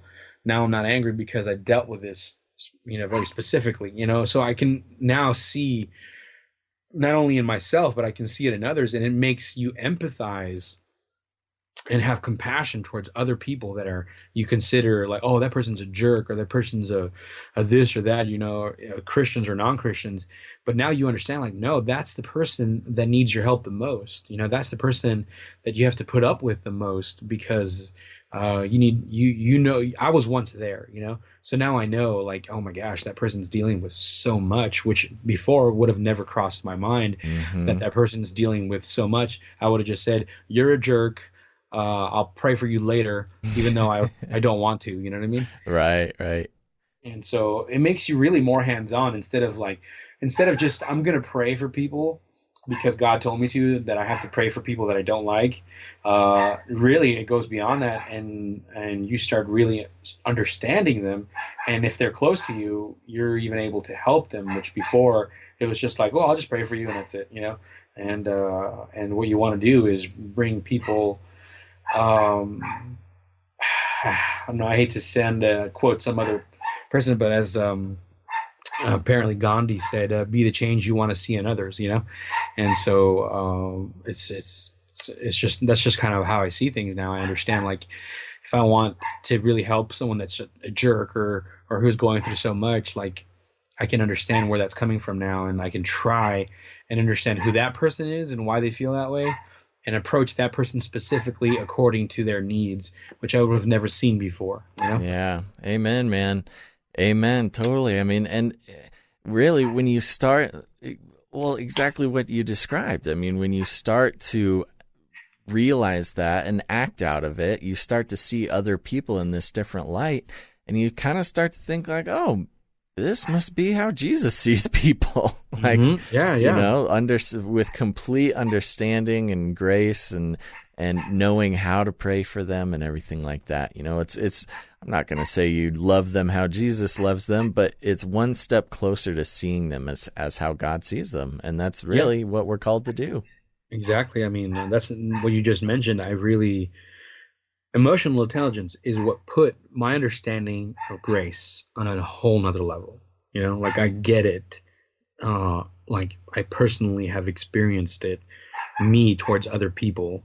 Now I can, like, oh my gosh, this is what it is to be gracious. And it came out of my heart. Like, it's natural. And it wasn't like that before. Even in, knowing God for so many years, I never understood when Jesus would be that way with people, and like, oh, he's praying for people that are literally crucifying him on the moment, and he's praying for them. Like, well, that's why he's God, but I can't be that way. You know what I mean? Right. And it's really all summed up in the forgive them for they don't know what they do. I mean, that's when you're kind of taking this strategy and applying it to your relationships with other people. I mean, that's almost literally what you can say about anybody who wrongs you is, oh man, God forgive them, because, their situation has led them to this, and that helps me understand them and love them in the way that you do.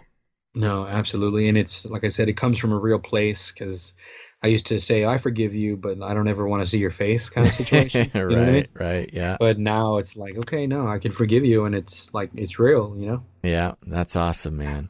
Well, that's beautiful. I'm so glad that we delved into that a little bit, because like you said, I mean, Mikey D, Mike Davis, you're the man. I think you're the only one still on this show who has 2 episodes. I got to get you on for a 3rd. And really, he's just a man and has learned all this the same as we all are learning it. But really, the work that he's doing is fantastic. And it's just so nice to hear that it's helped you, and I know it's helped others. And I just feel so blessed that I've had the opportunity to talk to him a few times like that. For sure, man. So everybody, definitely go check that out. If you are feeling the darkness creep in, especially after, learning about all this crazy stuff going on in the world, emotional intelligence is first step is get closer to God, fix yourself with God, get there, get close to him. Number 2, start working on that emotional intelligence. Amen. All right, brother. I hear a doggy back there. Is that your furry friend? Yes, unfortunately, it is. That's okay. He's welcome on the show. Yes, yes. Well, it's not my dog. I live with my sisters, and they decided to get a very ugly Chihuahua. Like And purposefully ugly, intentionally no, ugly. I mean my sister has a daughter. She's 6 years old, and she wanted a dog, and she it was small and it moved, so she thought it was the most amazing thing in the world. And when she begged her, and when they brought her home, like, oh, we got a Chihuahua. I was like, yeah, I usually think they're kind of cute. And she brought her home, and we were like, ugh, like, what the heck is that? And but what can I say? If she likes the dog, that's fine. And it reminds me of like Ren and Stimpy, like the little skinny one. Was it Oh, Ren? yeah, I have no idea. I don't know. Whichever the skinny one was, it looked all like decrepit and it needs to eat food or whatever. You're right, That's right. that's what it looks like. Oh, that's horrible.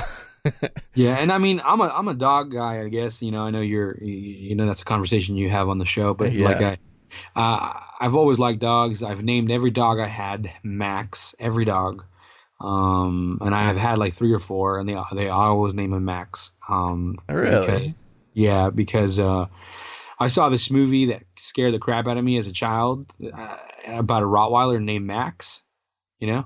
and I guess that was like my Batman sort of way to deal with my fear, So I named my own dogs Max because I hated that movie because it made me afraid of Rottweilers. And so I was like, I don't know why it made sense to me. Like, hey, the one thing I'm afraid of, I'm just gonna name all of my dogs Max.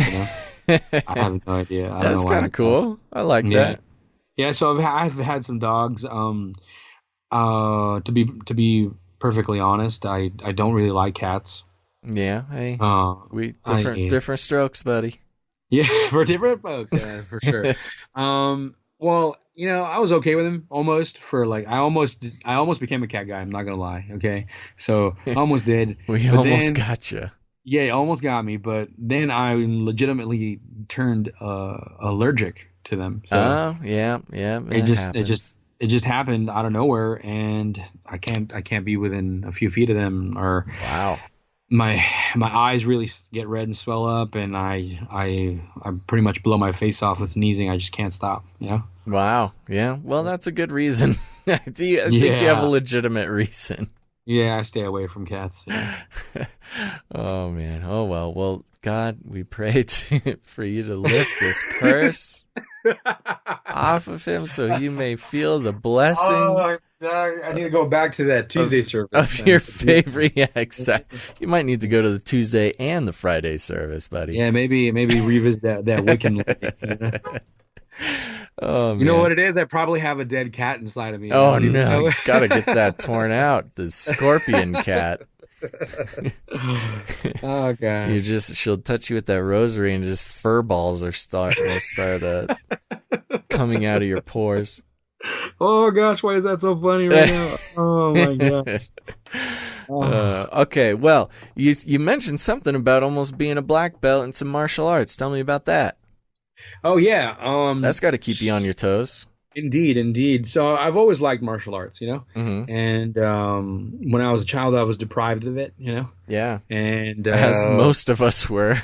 right, and that made me pretty upset. And then I almost convinced them again to do it when I was a teenager, but then like the church we were going to, like, oh, that they meditate, and that's of the devil, and Right. all that stuff, and so that was another a no. Almost had it again in my teenage years, and I was like, crap, like, all right, whatever. And then I forgot what podcast, some random podcast, where I heard that there was like this apocryphal book of, like, the ancient Hebrews wrote, and they talked about how basically they originated some ancient form of martial arts to combat Nephilim. You know what I mean? What? Yeah, and I was like, for the life of me, I can't remember, and I hate that I can't remember, because I'm trying to find that podcast again and get that information. You know what I mean?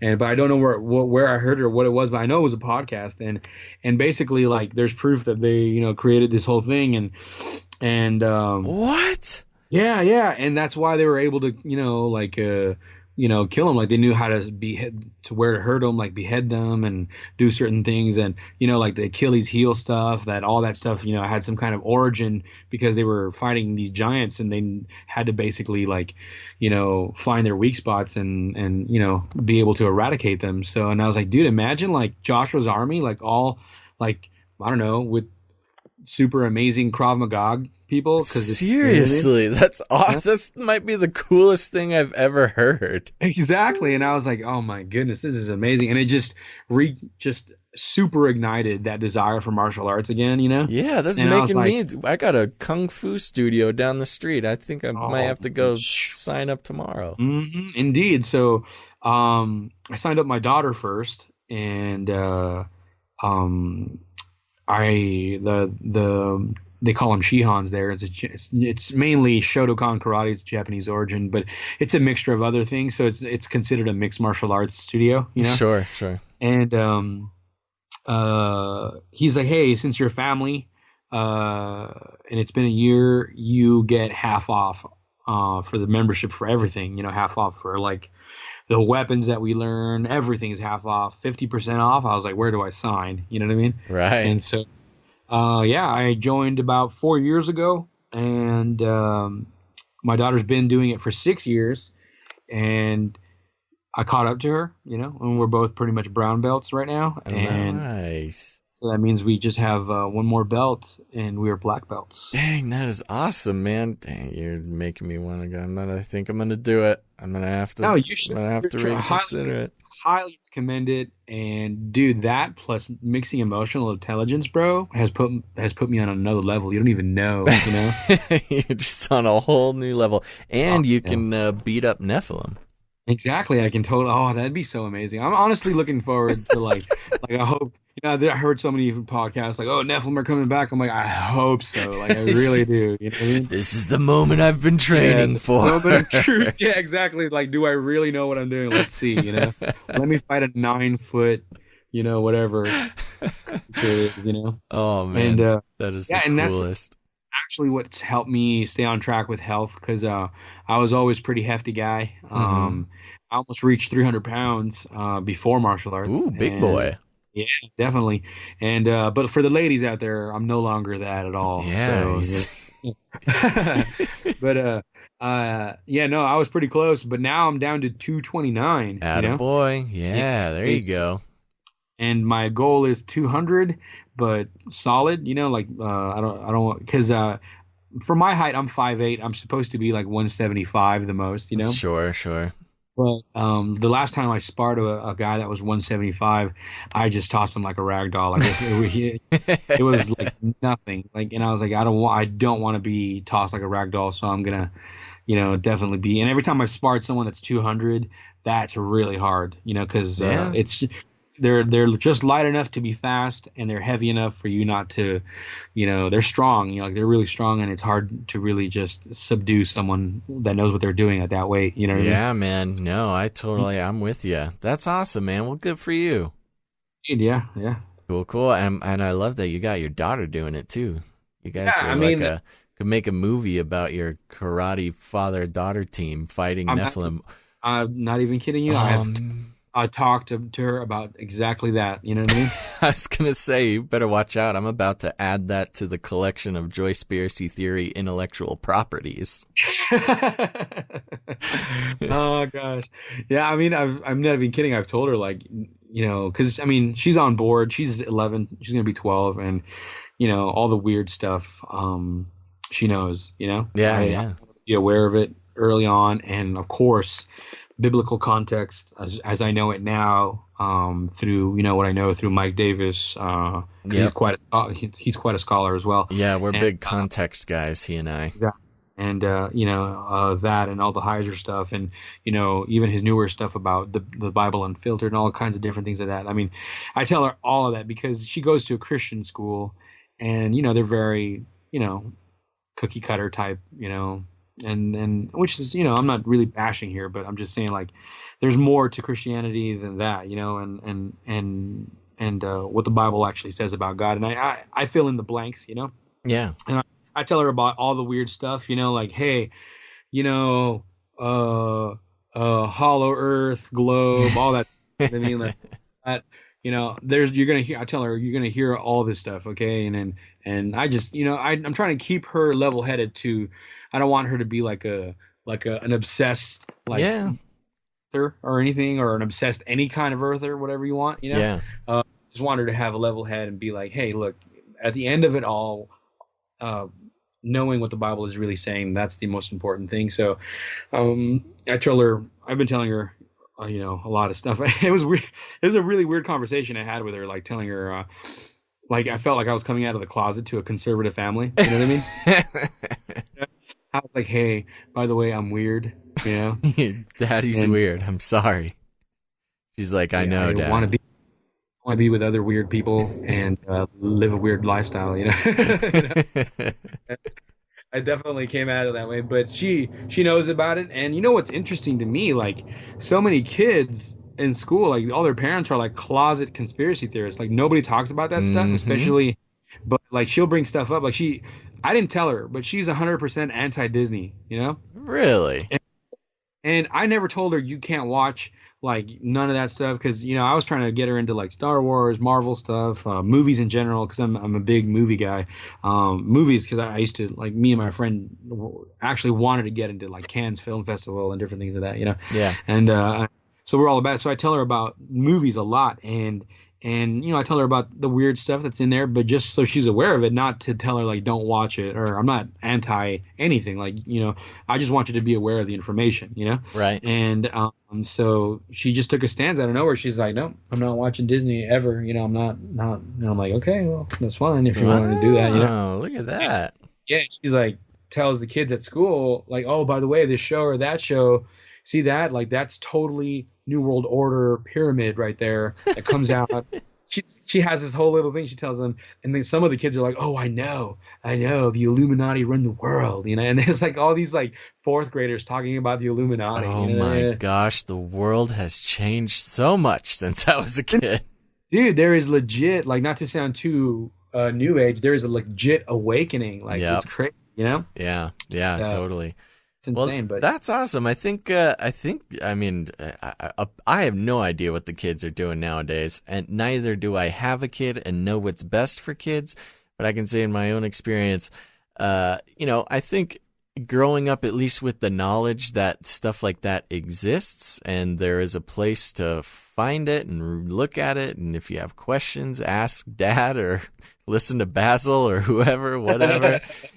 I think this next generation is going to be crazy, man. Like, who knows what's going to happen? Yeah, I'm seriously concerned. I really don't know, man. I am seriously concerned. No joke. I seriously sit down and think about it. I'm like, man, I wonder how that's going to look like, Well, good news is we'll know sooner or later. Exactly. Well, Chuck, this has been fantastic, man. Thank you so much for coming on the show. Before we kind of wrap things up, is there anything just sort of sitting on your heart that you wanted to talk about? No, man. I mean, I think I've said everything. I really wanted to say, and then some. Good. Yeah, I think we hit all the hits, man. This is fantastic. Oh, well, thank you so much. Why don't you tell everybody the name of the podcast and how to find it and everything like that, so if they just don't have enough Chuck and Omar after this, they can go check you guys out. Cool. Yes. We are Fire Theft Radio, and we're, you can find us at firetheftradio.com. You can email us at firetheftradio@gmail.com. We're on Facebook at Fire Theft Radio. Omar just created like an Instagram. So I believe the Instagram or the Twitter, he also created a Twitter, is Chuck and Omar, FTR or something like that. Do you guys have your iTunes running yet? Yeah, it's on. You can find us on iTunes, and okay. I didn't. You can subscribe on iTunes for sure, and I didn't know. I guess it kind of starts sharing to the Android platforms as well. So some of my friends or some people told me they're listening to us on Stitcher or other podcast catchers or whatever, and I'm like, oh, I didn't even know that it was there. So it might be on other platforms that I don't even know actually. Great. Do you know how to look? Do you know how to look into that? Well, back when I was setting everything up, you had to do it. So, like, you had to purposefully submit your feed to everybody, but maybe they changed it. Maybe they just all started pulling from iTunes. Yeah, indeed. Yeah, I've never done it. We never did it, and it just shows up there. So that's crazy. Interesting. They must have done that. Well, that's convenient. That means that this show might finally be on Spotify, or not Spotify, Stitcher. Yeah, thank you for the shout out, man. Like letting us shout out. We got some people. No worries, man. Emailed us. They were like, "Oh yeah, we heard you on Joyspiracy or whatever." And that's cool. Awesome. That's awesome. Cool. There you go, everybody. Make sure go check it out. Let them know that you heard it here, so they still think I'm cool. All right, buddy. Well, thank you so much, man. This has been a real pleasure. I mean, likewise. I was gonna say sounds good, but that doesn't fit right there. Yeah. Sounds good. I'm glad you had a good time. Yeah, I'm glad. I'm pretty sure you did. Yeah. Yeah. All right, man. Well, you take it easy, and hey, we'll check back in later.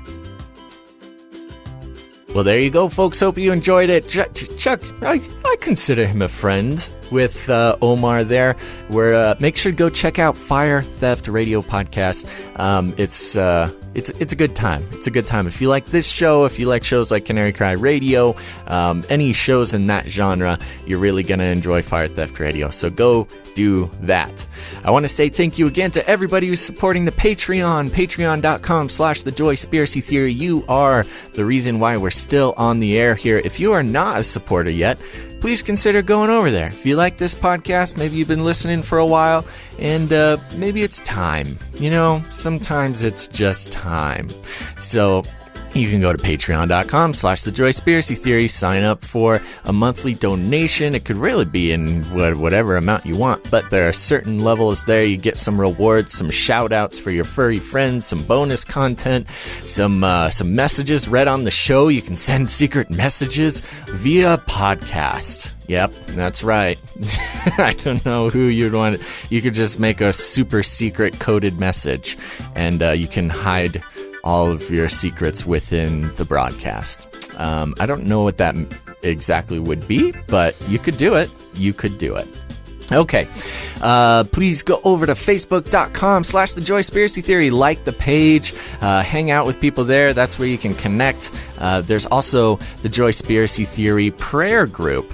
And you can reach that by going to tjtprayer@gmail.com, sending Kelsey a message over there, or I believe we have a Facebook group, so you can join that Facebook group, but send her a message, because I think you might need an invite or something. All right.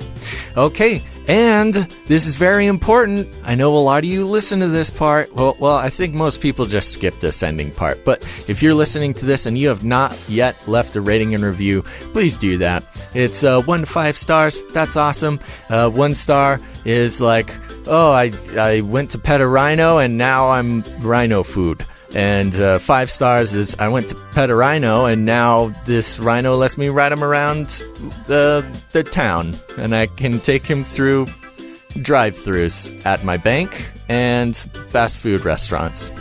Yeah, it's a blast. And reviews is just explaining that whole rhino story, saying the Joyspiracy theory is as good as owning a pet rhino. Okay. Well, all right, everybody. Make sure to tune in next time. But until then, stay on that rhino.